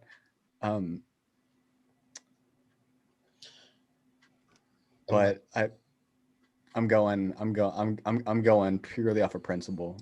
The ginger bloodline. Unless he pulls off a perfect plex, then it's all over. Yeah. Then it's 1, 2, 3, good night. Perfecto, man. Senior perfecto. You never know. Fucking Mexican Mr. Perfect, man. Oh man. But that being said, that will bring us to our next very interesting matchup of the evening here. Exciting young prospect Miguel Baeza stepping in to take on the crafty old bastard that is Takashi Sato. This is another fight that I don't think is getting enough credit here. This originally wasn't supposed to be the fight. This is another one that got pieced together last minute, kind of, I think, a week and a half's notice. Miguel Baeza stepped in. But stylistically, it's very, very, very interesting here. I like Miguel Baez. I think he's got a lot of potential to come in as that one of those newer breed fighters that can just do fucking everything. The issue here, at least for me, is that they are doing that thing where they take a prospect that they think is really good and they put him up against a crafty old bastard that he's supposed to easily get past. We've seen how that's worked in 2020, let alone against Takashi Sato. They thought they were going to use him to bring Ben Saunders back to relevancy, and we saw how that fucking went as well. Takashi has just been that steady driving force. No matter who they throw against him, he is a fucking problem for everybody. And it seems like in the year 2020, where they're throwing, good looking prospects against crafty old bastards to try and get him to make a name, it doesn't ever go the prospect's way. And at this point, I've been wrong more than enough times that I'm not betting against a crafty old bastard in one of these situations. I like Baeza, but I think Sato's going to end up fucking him up just because 2020. I'm inclined to agree with you, but not because he's a crafty old bastard. But they've already given Miguel Baeza the crafty old veteran in the immortal Matt Brown, which he did fuck him. Right. He fucked up, yeah. Takashi Sato has been on a fucking... He's had a couple good fights in a row now. His last fight out was a fucking KO in the first round. His fight prior to that was a KO in the first round. Baeza, don't get too fucking close during the first round, man. That's the best advice I can give you. You know what? Do yourself a favor. Make it a feeling out 5 minutes.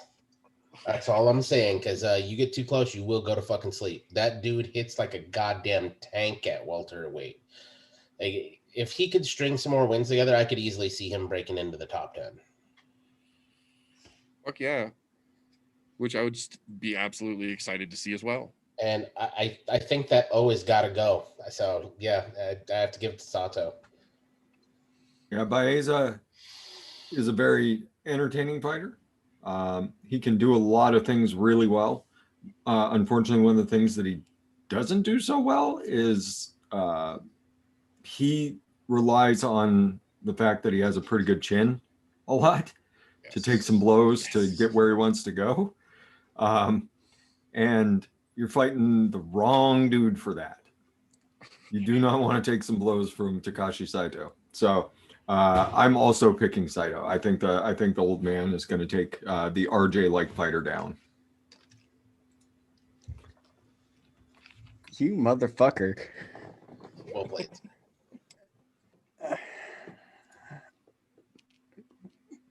I respect I respect it though, because I'm inclined to agree. He's just a little bit too green for me to put my money on him. He's a little too green. Give him a year or two, and Baeza is gonna be he's gonna be there. He's like, give him a year, he's gonna make a fucking solid run up into the 15 and up into the top 10 of the fucking weight class. But this Saturday, I'm going with fucking Sato because his style, the style and the way that he fights, it's just fucking power behind it, behind every shot, and the way that he lines certain shots up and sets stuff up. If you take a hit from him, you're going to sleep or you're getting your dick put in the dirt. Or both. Yeah, both. I agree. I think it's going to be an interesting fight, but man, I have a hard time seeing Baeza take it. But you know, we could always be wrong. There's a possibility. We'll see though. I wanted to root for Baeza on this fight because, you know, Florida homie, he fights out of Fort Lauderdale, but I just can't. Against that crafty old bastard, man. It's just not in 2020. If we just saw this fight last year, maybe. Not in 2020. Yeah. Sorry, buddy. That, however, will bring us to probably the least exciting fight of the entire evening, the intermission, if you will. The moment that I absolutely recommend anyone who needs a drink refreshment, drain the main vein, make some fresh popcorn, drunk dialing X, beat a baby seal with another baby seal for shits and giggles, whatever you need to do to just stretch out, you know, get that activity blood flowing again. This is the time that I encourage you to go ahead and do that. I will say this, like I try and stand by credit where credit is due, despite how I feel about both of these pieces of shit newbies. Josh Parisian does have a fairly decent, albeit small as fuck, highlight reel. Like his chances of seeing his dick when he looks down. That being said, these are heavyweights, so there is always a potential that this gets real exciting real fast. With these two as green and as untalented as they both seem to be, I don't see that being a large possibility, but it always is a possibility. Overall, I think the winner in this one is going to be the timekeeper, who cannot fucking wait to say that this match is over. I don't know. I think Porter's going to make it interesting because he got knocked out in his last outing. So I'm just saying, his chin suspect already. Right.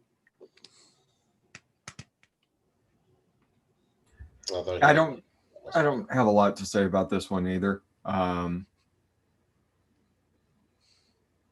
probably be mixing myself another blue raz lemonade during this one.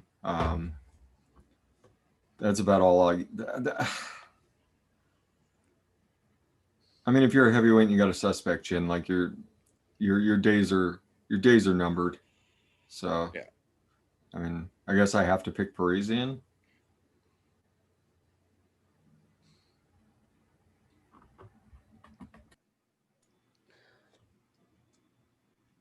The only thing that I think is hilarious about this is whenever fucking Porter does his weigh-in, he tries and flexes. I think that's fucking great. Yeah. Yeah. Porter got his shit rocked on his fucking debut. You're in the heavyweight. You're eating shots, heavy fucking shots. So you're instantly not my fucking bet.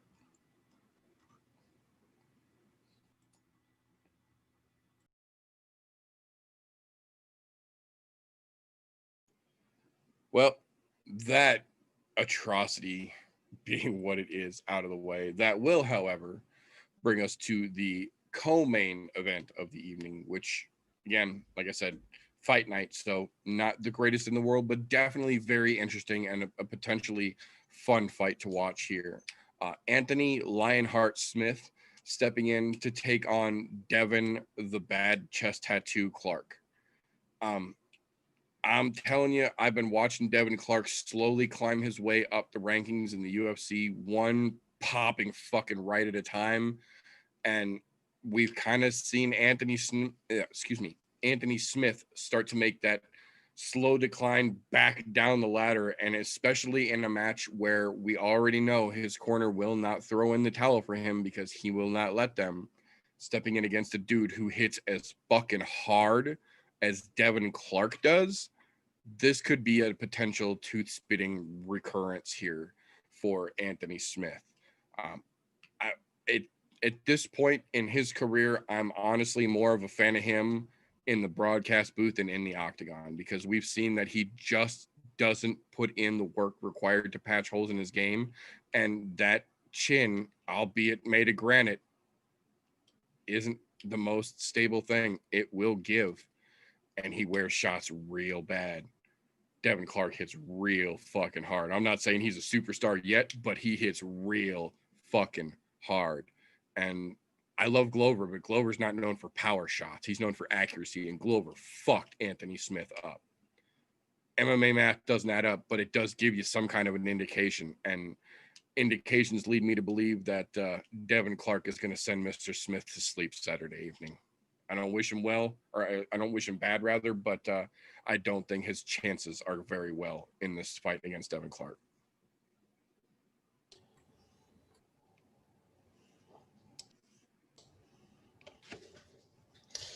Well, I think this is going to be, in my opinion, this is Anthony Smith's shit or get off the pot moment. Because you lost 2 in a row to a surging Glover Teixeira and then Rakic.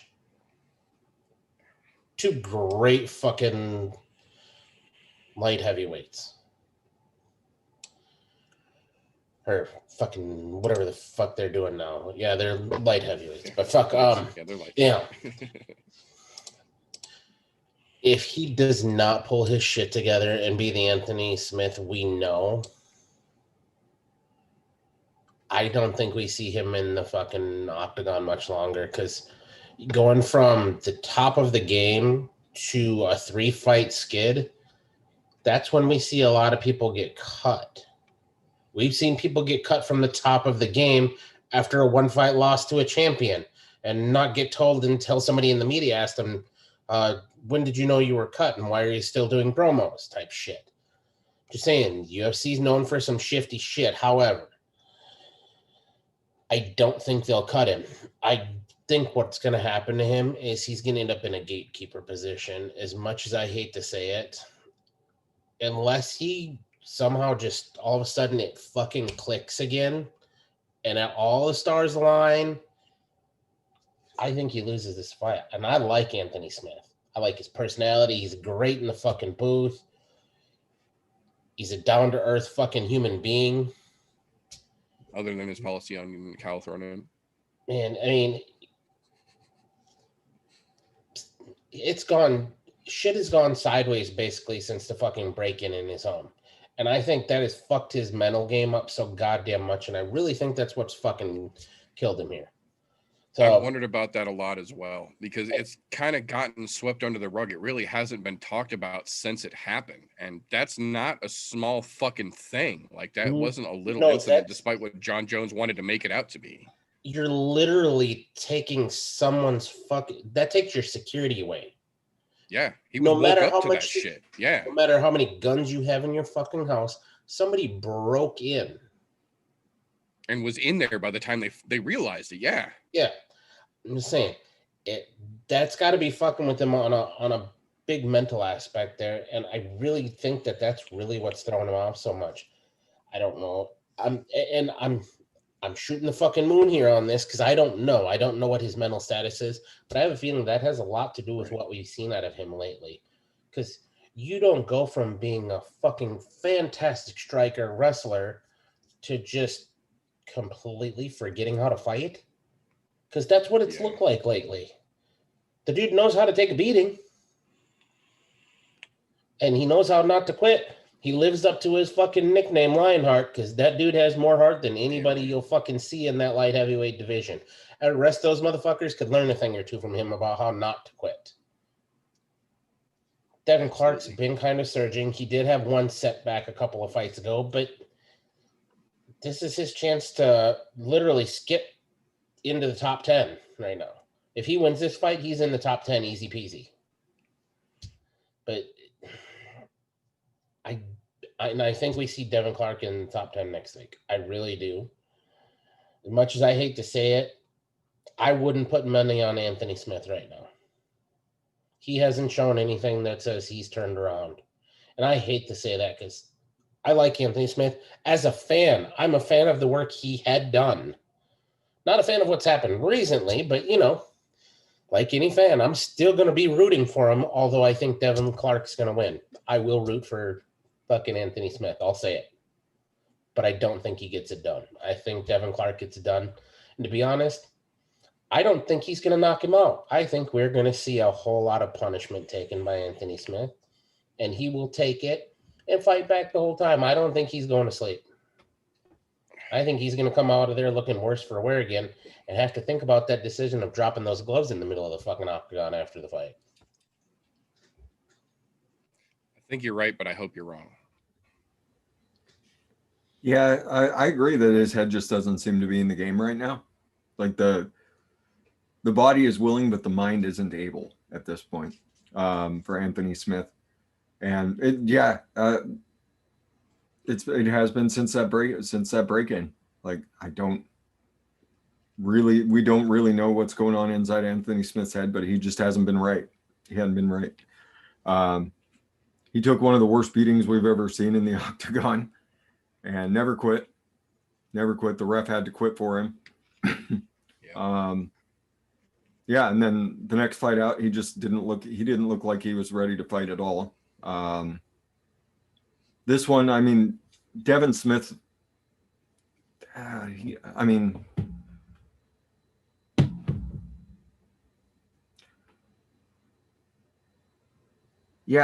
Smith can hit hard. I don't think he's going to knock Anthony Smith out. I think he'll probably grind him out on the ground. I just don't. Or Devin Clark, sorry, my bad. I think Devin Clark's gonna grind him out on the ground. My bad. But Anthony Smith, I don't think any of us like seeing him like this. And he came back way too quick on that last fight, and he's making a relatively quick turnaround on this fight. I just don't think that this is the cure. I don't think this is the cure. Maybe Dana should wait before he offers him another fight for a while. I mean, give him a chance to get his shit together, because I mean, he's a positive asset to the UFC. I mean, everybody loves him. Everybody loves him. He's a great commentator. You can bring him in for commentating. You can still pay him. It just is this. Does Anthony Smith need like a really, really good break to get his shit together? I think the answer to that is an absolutely resounding yes. I think he needs a break to get his shit together, and he's never really taken one. So, I mean, maybe this fight will be enough. I think I agree. I think Clark will probably take him. I think he'll probably grind him out. I think he'll probably get like a stoppage in the second or something like that. But I think Anthony Smith needs a break after this one.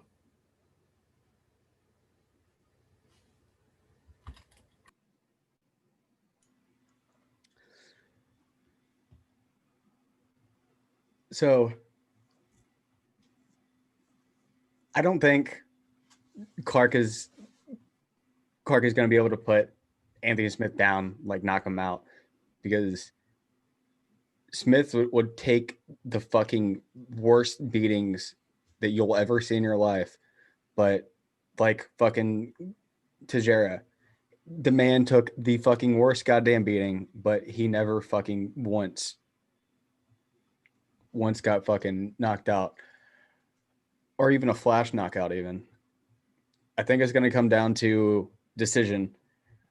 Anthony Smith is going to have a hard-ass time putting Clark on the ground because Clark has a pretty good fucking takedown defense.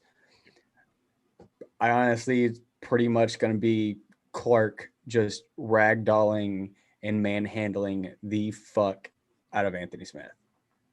But I don't think Clark is going to be able to like put a stop to it.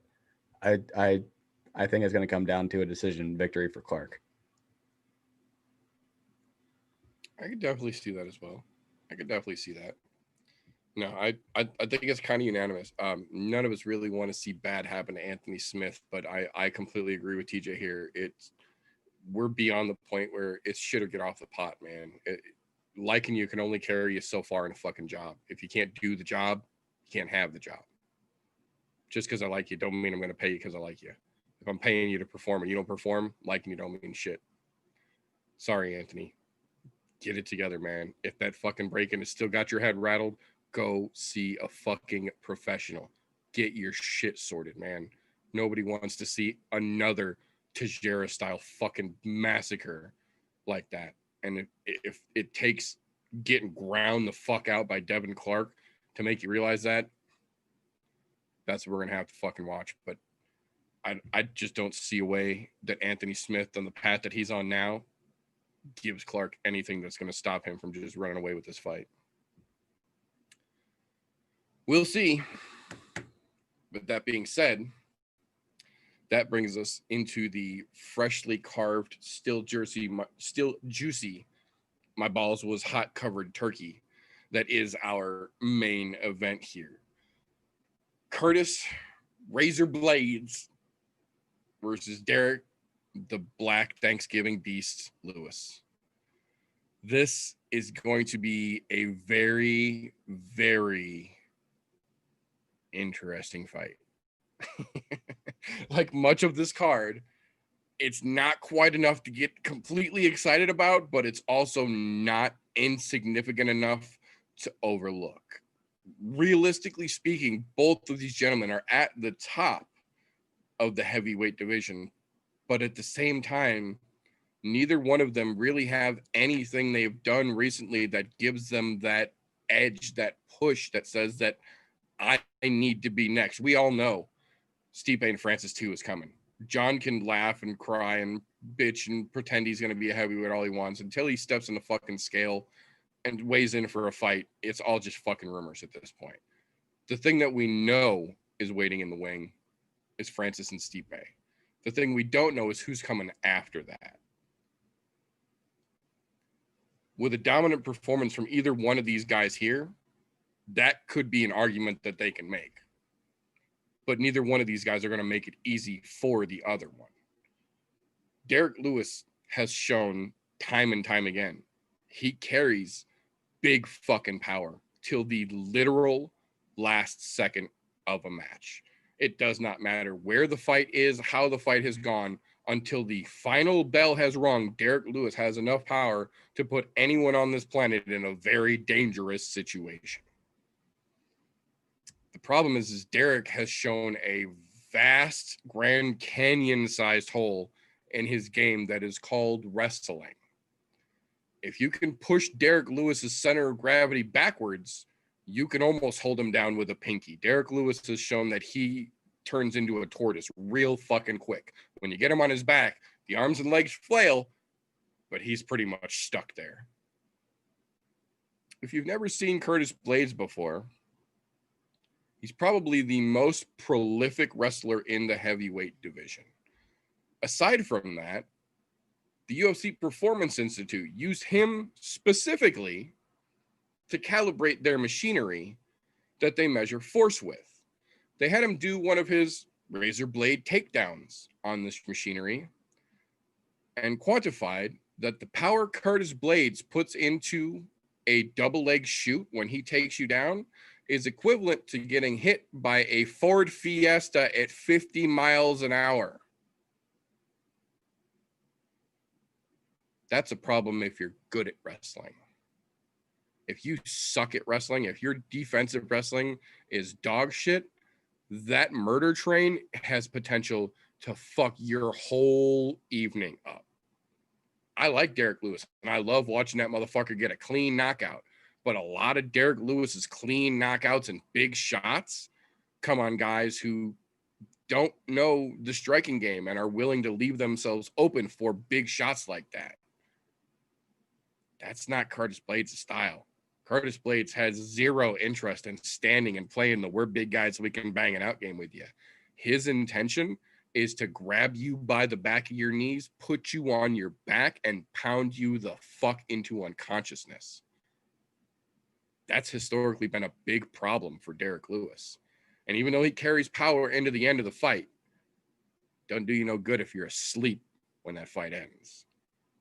I like Derek Lewis, but in this fight, for me, he literally only has a puncher's chance. And despite all his big talking about how he's quote unquote taking it seriously now, we've seen that that's a good bit of bullshit. He's still just every bit the Derek Lewis we've known him to be. His gas tank is still sufficient, but not great and can be put into question.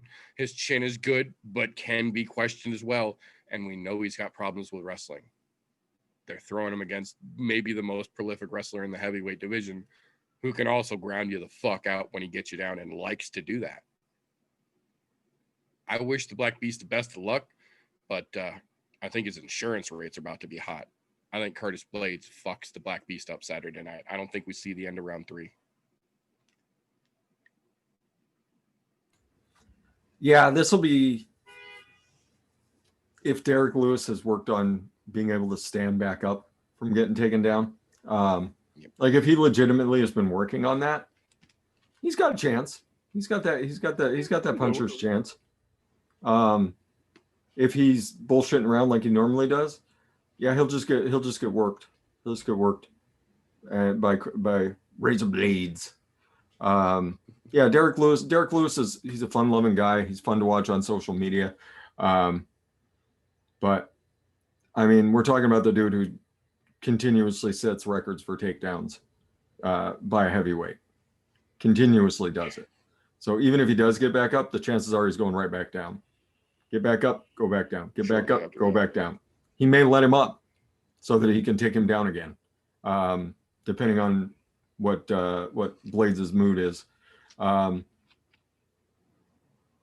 You know, that straight fighter, it works when you're on your feet.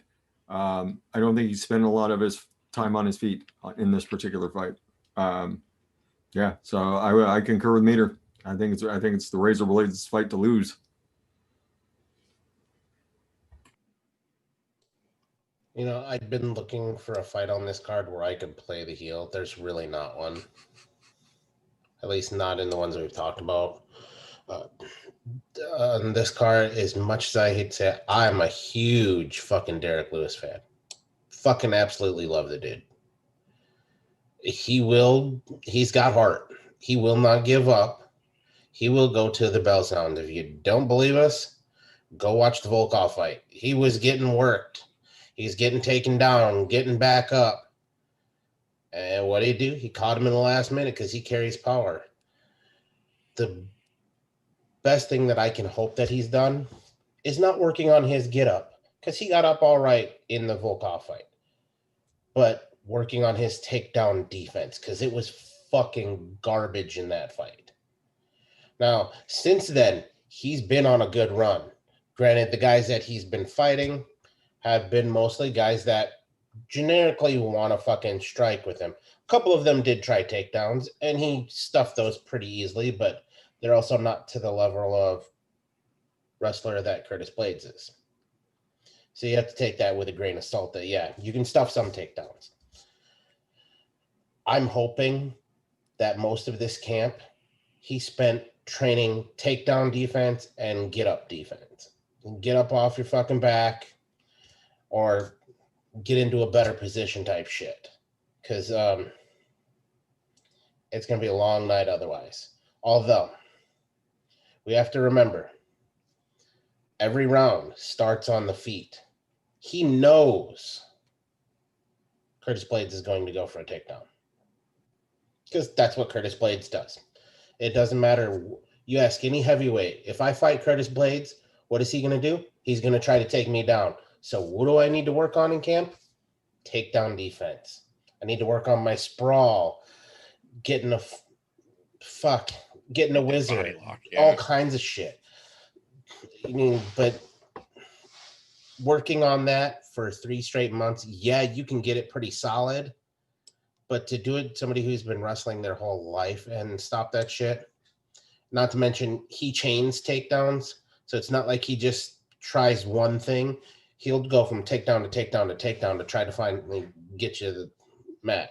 However, if Derek Lewis is lucky, and I'm going to say lucky here because I don't see it happening, and I hate to say that because I'm a big fan of Derek Lewis's, although I do like Curtis Blades too, but I think if he gets lucky, he might be able to catch him on his way in for a takedown and put him out.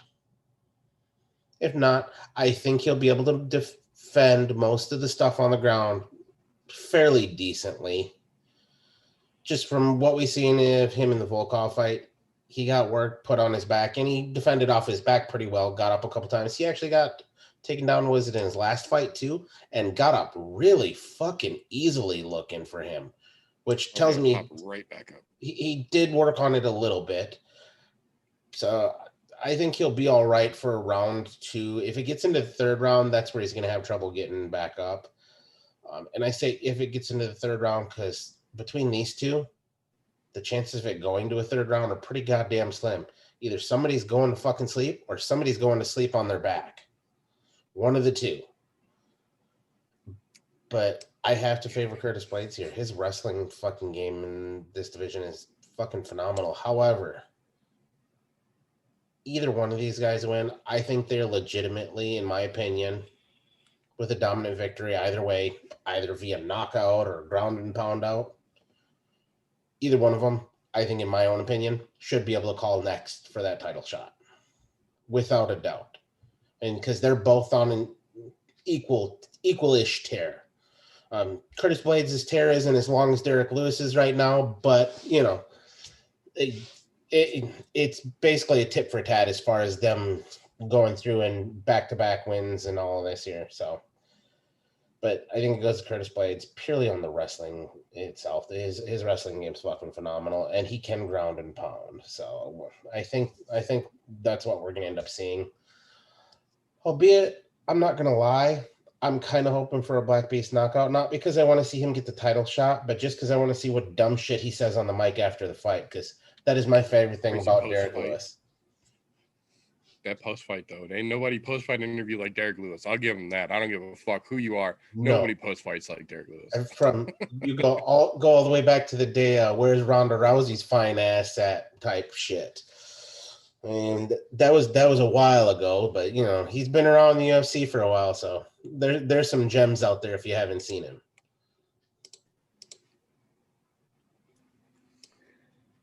God, the shit that man says on fucking post-fight interviews is fucking gold.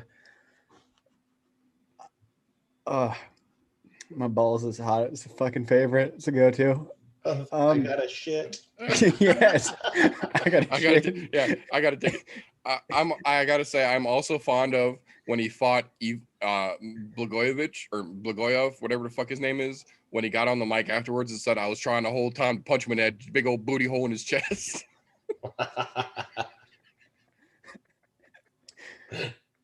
Oh God. Oh shit. So for me on this one, it's pretty easy. Curtis Blades is a bit more well-rounded than what Lewis is. Like everybody knows that Blades is fucking ridiculous with wrestling. He has decent hands compared to the rest of the division. He can stand up and bang with somebody if he fucking feels like it and do a good job at it. He's just a little bit too well-rounded. Like TJ mentioned, the only a situation that he can and very well possibly get put into is taking a shot going in for a single leg or a double leg takedown. Like that's very fucking possible because that happens to a lot of wrestlers. But for me, I'm going Curtis Blades mostly because he's a bit more well-rounded. He can stand up and bang it out for a little bit. His chain takedowns are fucking ridiculous. and his takedowns are smooth as fuck. I honestly would love to see Derek Lewis like get serious about getting into wrestling, takedown defenses and stuff like that, because if he can get like comfortable with groundwork, he could do some fucking damage all the way around.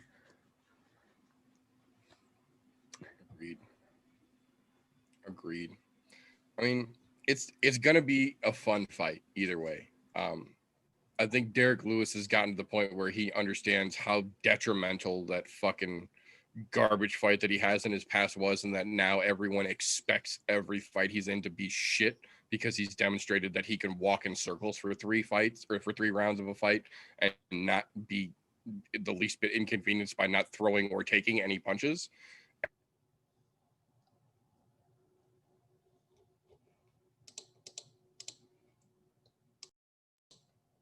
And we froze. Or he froze. And then it fucking froze again because my fucking internet is freaking out on one computer but not the other tonight. Fucking bullshit. But it's gonna be an interesting matchup.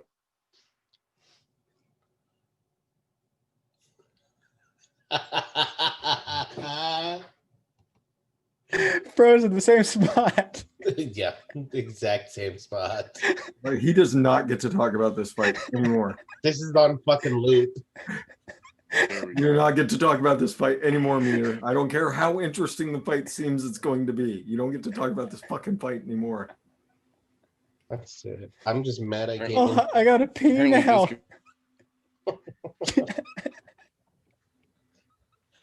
Oh boy. Oh yeah. It's going to hell in a handbasket. Oh God. And I'm guessing, being as I came in late, I did not get my chance to talk about the 2 old fuckers beating the hell out of themselves.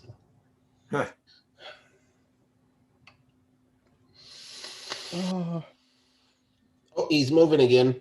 Punch this computer in the dick. oh Punch this God. computer in the I have to dick, you fucking wait. piss. I'm laughing too much. I hate this goddamn computer.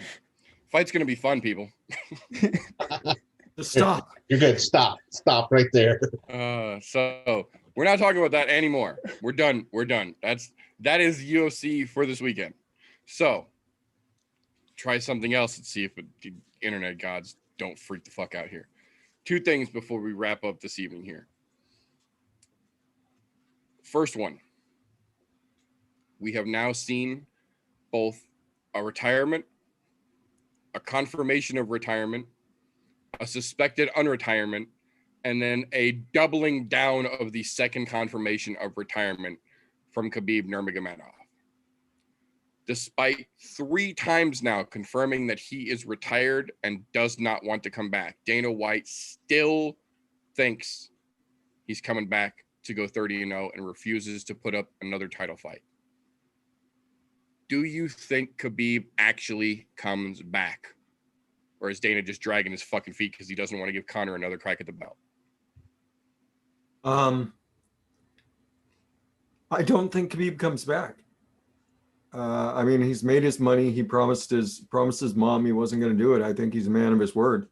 I mean, love him or hate him, and I believe most people hate him.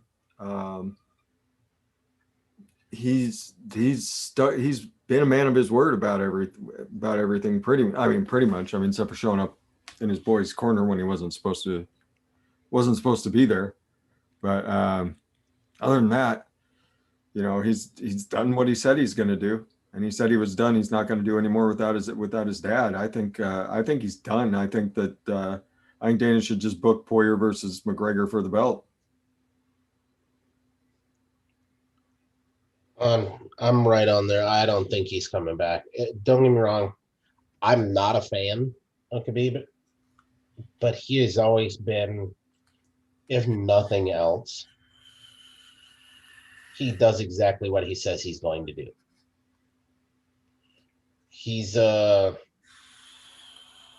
McGregor-esque in that point of doing what he's going to say he's doing, but without the cocky attitude, which is kind of ironic. But as much as that whole thought of him and his dad made a plan 30-0 and then quit. Now that dad's gone, I don't foresee that happening. I really do think that last fight out, that was it. And my hat's off to him. He dominated Gaethje and just made Gaethje look fucking terrible. Which, as much as I hate to say it, that can put him in the talks with GOAT status, because he literally cleaned out that division. As much as I hate to say that about somebody, every top tier guy in 155, he cleared out. Just fucking, and the only person who gave him any trouble was a short notice fight. Yep. Against a guy who sells fucking real estate in his off time from training. Fucking That's real, all yeah. I'm saying. But still, I mean, if you watch, I've watched a couple of the Russian media outlets have interviews with him. There's no way he's coming fucking back. He's in grad school working on his thesis, and he just bought a farm and some sheep and fucking bulls or whatever the fuck it was. The dude's not coming back. He's fucking retired, dude. Yeah, cattle. Like when you start doing shit like that, not the education thing, because you can still get educated while you fight.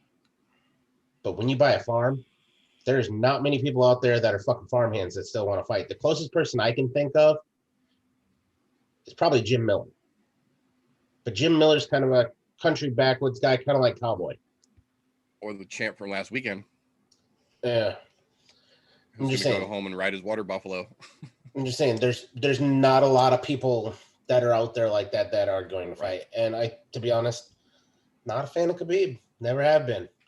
I never liked his style. It wasn't that I disliked the guy personally. I didn't like some of the things he did personally, but that's not for me to fucking judge what you do on your personal time or whatever.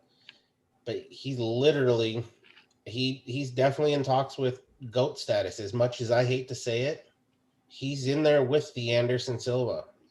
I mean, he's in there in those talks. And to be honest, what we saw about retirement, unretirement, retirement, the unretirement thing, that came out of Daddy Dana's mouth. That didn't come out of Khabib's mouth. Let's be honest there. This is all Dana hoping that he comes back. Because look, as much as I hate to say it, the dude has star power. He really does. I mean, look at the pay-per-view buys that he's done. He's done some really good pay-per-view buys, even outside of him in the Conor fight. Look, I mean, if he ever gets hard up for money, he could always do the Conor fight too, and that'll bring in a fuck ton of money. But he's not hard up for money anymore. I can guarantee you that. He's probably made as much. He's probably pretty goddamn close to where fucking Conor is, as far as how much money he's made off of the UFC, not outside, but So I think he's done. I don't think we see him come back. And to be honest, I really don't think that it's Dana holding a chance for Conor to get the belt. I think he's what's the word I want to use here? Praying for a miracle for him to come back, because he wants that undefeated fighter, because that's a good sell. Oh yeah. I mean, to be honest, what I think is going to end up happening, and I might be wrong here, but I think around Christmas time, everybody's going to get a little Christmas present and say, guess what? The title is now vacated. So January, we're going to crown a new champ. They're going to let him have the champ status until the end of the year and then vacate it. And it's either going to be Dustin or Conor. That's what I think is going to happen.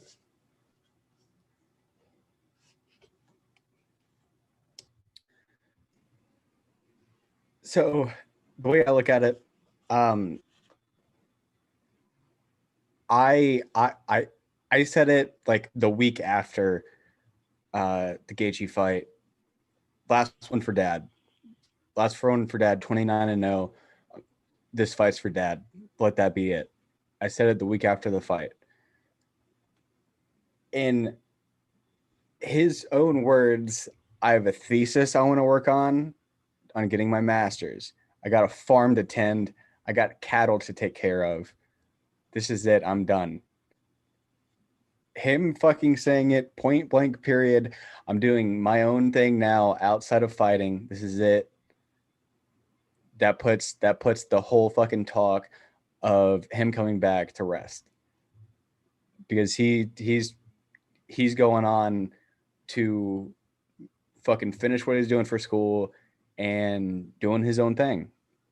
Fucking let the man walk away. Let him live his life. Let him go down as a goat, because he will go down as a goat. From his fucking debut to 29th, he didn't have much of fucking competition except for one fight. That it's undeniable to call Nurmagomedov a goat.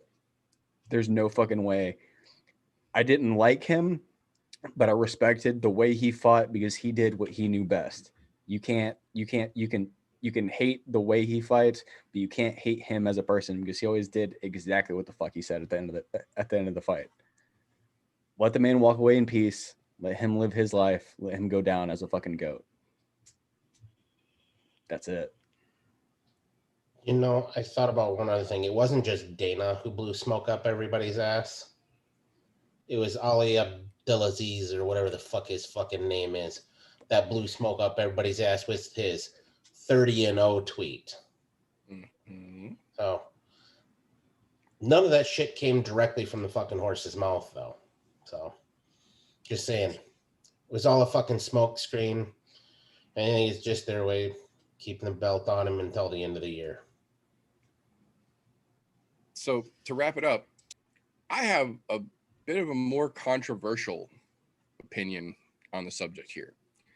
I make no bones about the fact that I did not, do not, and will not like Khabib. He could save an orphanage from fucking burning to the ground, and I could give zero fucks. I don't like him. I don't like his personality. I don't like his style. I give no fucks about Khabib. But I do make a point to give credit where credit is due. And that man retired 29-0 on a promise that he made to his mother. But the promise that he made to his mother was that he wanted to fill the plan that he and his father had set up. We know that there was one more fight that both he and his father wanted, and that was the GSP fight. But we also know that Dana has already said, GSP walked away with 2 of my belts. I will never give him a chance to do it with a 3rd. On top of that, we also know GSP couldn't make it to 55 in his prime easily. And that prime is more than a decade removed now. Much as I love GSP, he is more than a decade removed from his prime. 155 is no longer an option for him if he wants to be competitive. But seeing as how we know they will not give him a chance to get a title and walk away with it, Khabib wants to go 30-0. He didn't say he wants to go 30-0 as a champion. He said he wants to go 30-0. 'Tis the season of the catchweight. I agree. I think at the end of the year, we see Khabib officially vacate the title. But I don't think it's because he stays retired. I think it's because, like Dana said, he has something fun planned for Khabib after the beginning of the new year. I think he got GSP to agree to a 165 catchweight non-title exhibition 5-round match, which would give them both exactly what they wanted. They both get to compete. Neither one of them are struggling for weight. It's not for a belt, so Dana doesn't have to complain. They still get to find out. Khabib gets his chance to go A, against his hero, his role model, B, the chance to go 30-0. Dana doesn't risk the belt. The division gets to move on. Khabib gets the chance to fulfill the plan that he and his father laid out to a T. I'm not saying it happens that way, but I'm saying that's the way I see that this is leaning towards.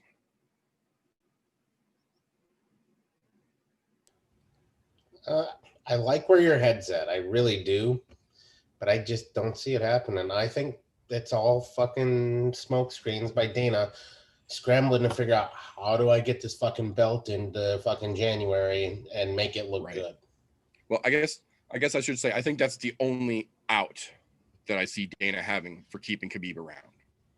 Other than a catchweight match with Khabib, there's nothing they can dangle in front of him. There's no truck they can back up full of money. There's no carrot they can hang in front of his nose that will tempt Khabib to come back at this point, save for that GS.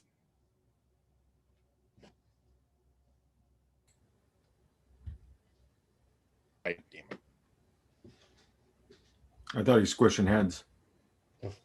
I was crushing heads I see you. in my mind. No, I think that's the only way Dana can get him to come back is that catchweight GSP match. I mean, I know that he would love to take that fight. I just don't see him doing it. I think he's done. I think he walks away. And what's funny about that is GSP has said he has no interest in it. So Multiple times. yeah, and I get it. GSP is well past his prime. He was past his prime when he fought Michael Bisping. He was getting dominated until he sunk that rear naked choke and put his ass to sleep, which fair play to him, won the title, walked away because it wasn't like that was a call out that Bisping wanted to fight GSP. And you know what? Far be it from me to stop you from calling out somebody who wants to fight. And GSP's like, well, shit, I get a chance at the title again? That's right. Fuck yeah. Look, I get it. You want to go goat, but at the same time, I don't want to watch that match for two big reasons. One, I don't like Khabib enough to want to see him fight one of my favorite of all time fighters. And two, the gap in where they are in their prime. Khabib is still in his fucking prime. GSP is so far removed and out of the game. Don't get me wrong, he still trains, but he doesn't train to compete. There's a difference in the way you fucking train. Yes. It's not the same. Yeah, it's not the same at all. Training and just as to much stay as in I shape hate to say this about GSP, he would get fucking annihilated fighting Khabib right now. Just absolutely destroyed. I agree. Unless he sunk in a rear naked choke and put Khabib to sleep. Which I can't count him out after watching the Bisping thing. Right. Yeah, I'd be okay with that as well. Be crazy, but be okay.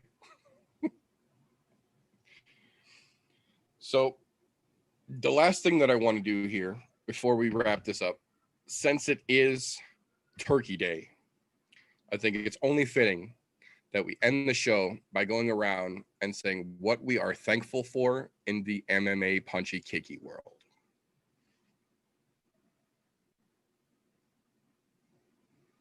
Okay, I'm just going to start because this is really going to hurt me saying this a lot. A fucking ton. Because I've been one of his biggest critics. I'm thankful for Dana White for fighting against all shutdowns and all reason to bring us MMA to the table. As much as I don't agree with a lot of the shit he does, if it wasn't for him and him specifically, because he's the one who goes to bat for this shit, we wouldn't have MMA right now. It would be in lockdown, or we'd just be getting it back just like we did football season. It'd be in that same category where we would have waited another 4 months. So I have to say that's probably the thing I'm most thankful for in the MMA world right now. And good answer. It hurts to say because I fucking disagree with a lot of shit that Dana does, and I'm constantly criticizing him, but the dude obviously knows something I don't, so. And he'll go to bat for us, especially the fans, and, well, his pocketbook, of course, but still. Right. He's big proponent for the fans because this is for the fans. That's how they make their money. So, keeping it alive and well. Well done, sir. My hat's off to you for this second, and I quickly put it back on so I can tell you that it is indeed a career, not an opportunity. Like, oh, wait a minute. No, yours is not a career. You were given the opportunity to lead the UFC. Okay, I'm It's only a career if the Fertittas give it to you. Good answer, though. Good answer.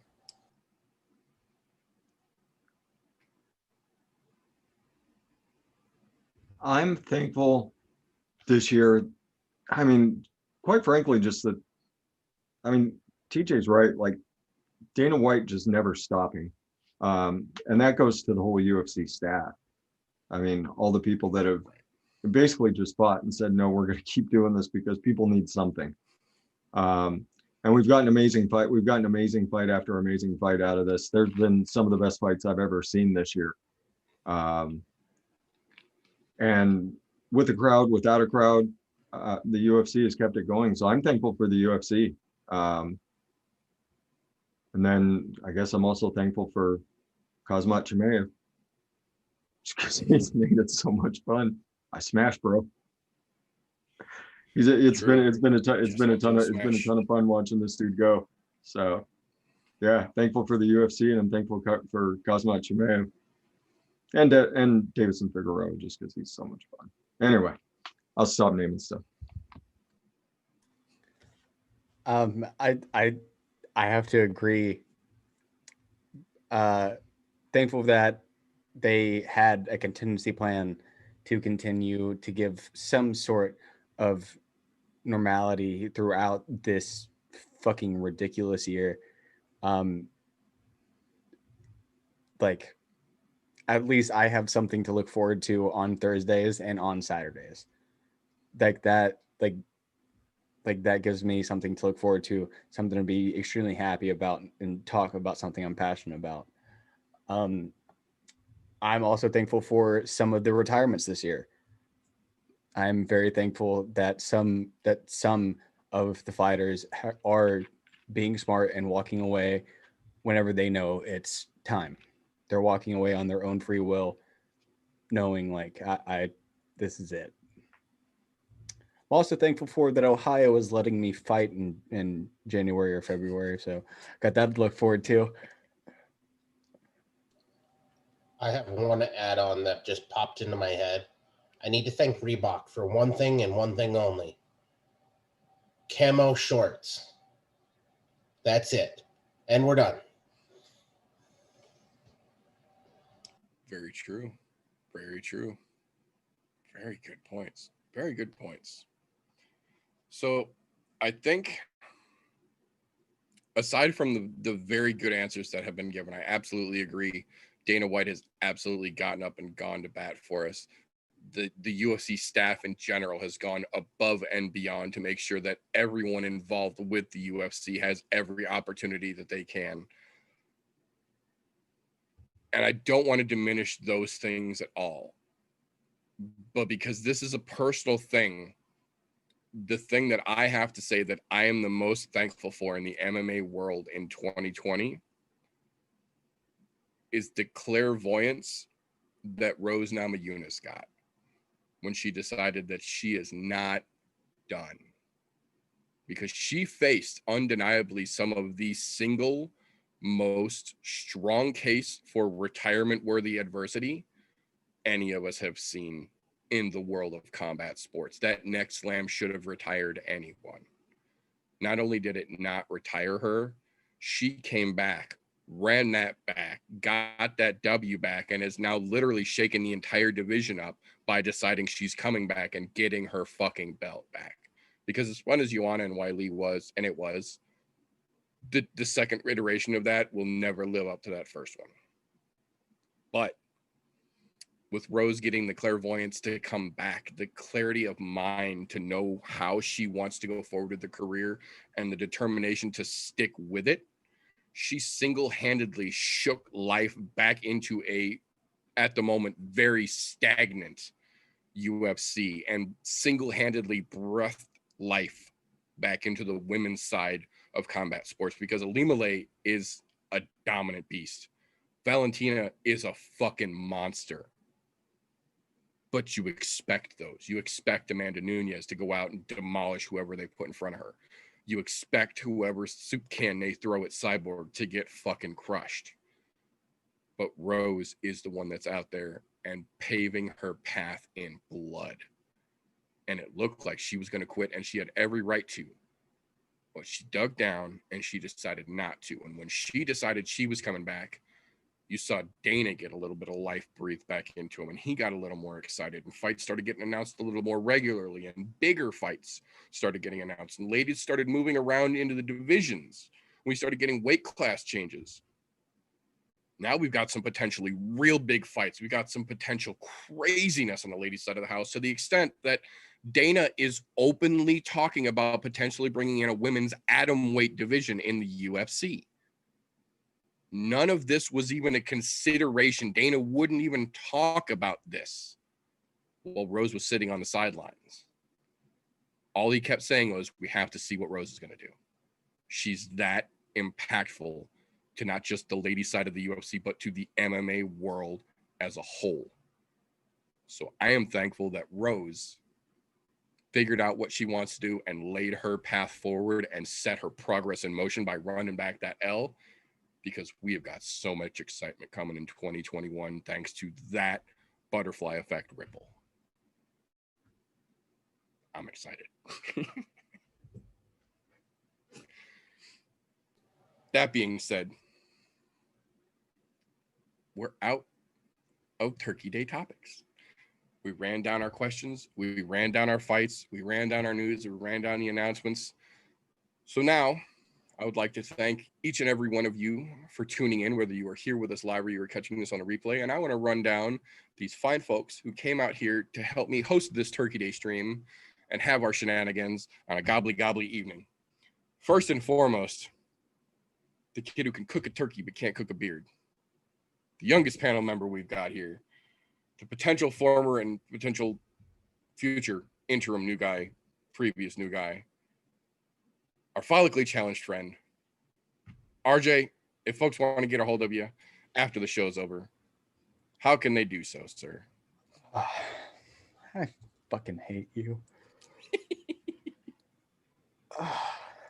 Why does it always have to come down to the fact that I can't grow a beard? It always comes in patchy. Why?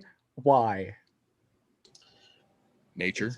Because it looks like you have dirt on your face right now. So if you clean shaved it, you probably wouldn't have any issues. Because then we would think you're just being a cleaned up, nice young man. No, I shaved one time and then came on the podcast the next day. And I got, who the fuck is this kid? And then that was the beginning of the end. Whenever Meter got, do you have minors on your broadcast? Yep. And did you abide by minor labor laws? That was the beginning of that. And it happened for like 3 fucking months afterwards. So I will never go clean shaved again. It's fucking mustache and goatee. That's as little as I'm going.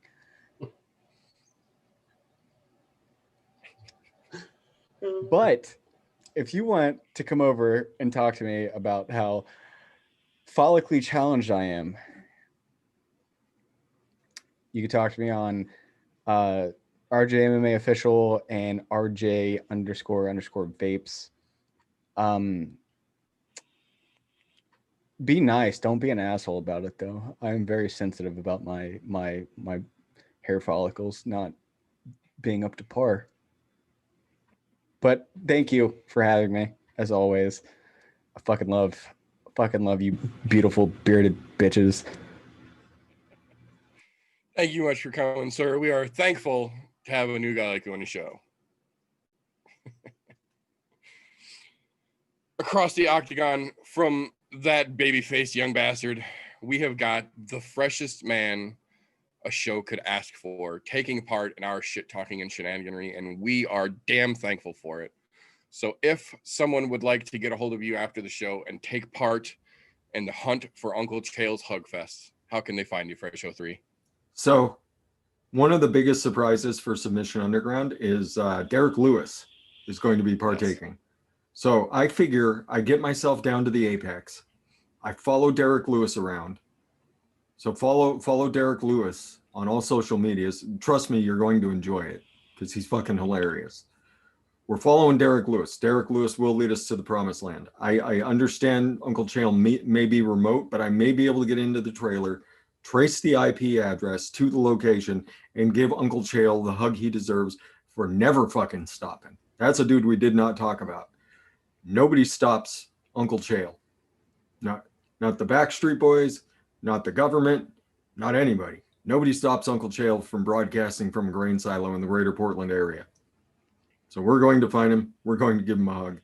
We're going to follow the Black Beast, Derek Lewis, around, and we're going to wind up at the SUG. And you can also find me on youtube.com/special3. Thank you very much for your time, sir. We are absolutely thankful to have you as part of the show as well. And now, as if he needed an introduction, the man with the plan here, more often than not, across the octagon from myself, the man who might be in the best position, at least of the four of us, to lead you down the path of righteousness when it comes to cheese curds and Kenosha cripplers. If someone wants to get a hold of you after the show, how can they do so, Mr. Galty? You can catch me right here on the YouTubes, 9:30 Central Time. Every once in a while, we will have the Colloquially Challenged on my show. So best to tune in when that happens. Don't worry. I'm gonna go fucking cry, bullies.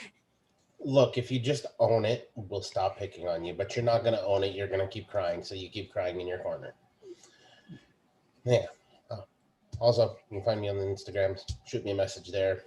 I would gladly tell you where to get the best, freshest cheese curds. Or if you want them deep fried at a bar, tell you where you can get a good fucking pint and the fucking fried cheese curds with it. Not to mention, if you're feeling really giddy and really dangerous, I'll send you to fucking Kenosha. I'll let you go find the Kenosha killer himself. Just saying. It's out there. It's a good time. It's a really good time in Kenosha, especially right now. Yeah. Wednesday nights, 9:30 Central. It's always a blast to be here. Glad I could be here after all of the festivities. And before I go, I have one last thing I need to say because I didn't get in here soon enough to talk about it. Old man versus old man. And I say that in the nicest way possible because both of those motherfuckers still look younger than I am and in way better shape. Tyson, Roy Jones Jr. I have to say something. I don't care what rule set they fucking set for that fight or exhibition. Somebody's going to fucking sleep. You're not supposed to knock each other out. Look, you have the hardest hitting fucking heavyweight of all time versus one of the most precise strikers of all time. Somebody's going to fucking sleep. It's just how that's going to work. Sorry, guys. And I'm not sure who it's going to be. To be honest, I think it's going to be Tyson, though, because he hasn't fought in the ring in over a decade, whereas Junior's been in there in the last, 5 years? Just saying. But yeah, that's the last little point I want to make. But yeah, come find me. We'll talk some shit. Thank you very much for your time, sir. Always thankful to have you as part of the show here. So, with that being said, boys and girls, we are all going to call that all for this particular episode of the I'm No Joe podcast. As I said, thank you very much, whether you were here with us live in the audience, whether you were catching this on a replay, or you are listening to this on the all audio replay that comes a week after the broadcast itself. We appreciate you just the same. If you appreciate us around here, give us a thumbs up. If you love what we do around here, subscribe to the channel, hit that little notification bell so you don't miss any of the weird fucking shows that we do sometimes. If we feed the need that you got for punchy-kicky shenanigans, share an episode of this damn show, any episode. We're trying to grow this thing. The other side of that coin, if we're just a couple of dipshits and a guy who can't grow a beard sitting around talking out our asses without knowing what we're saying, give us a thumbs down because we earned it and we won't dispute it. That being said, that is all we have got for this particular evening. So remember, don't let ignorance stop you. You can root for anything, unless you think that's a beard. It's a goatee, damn it.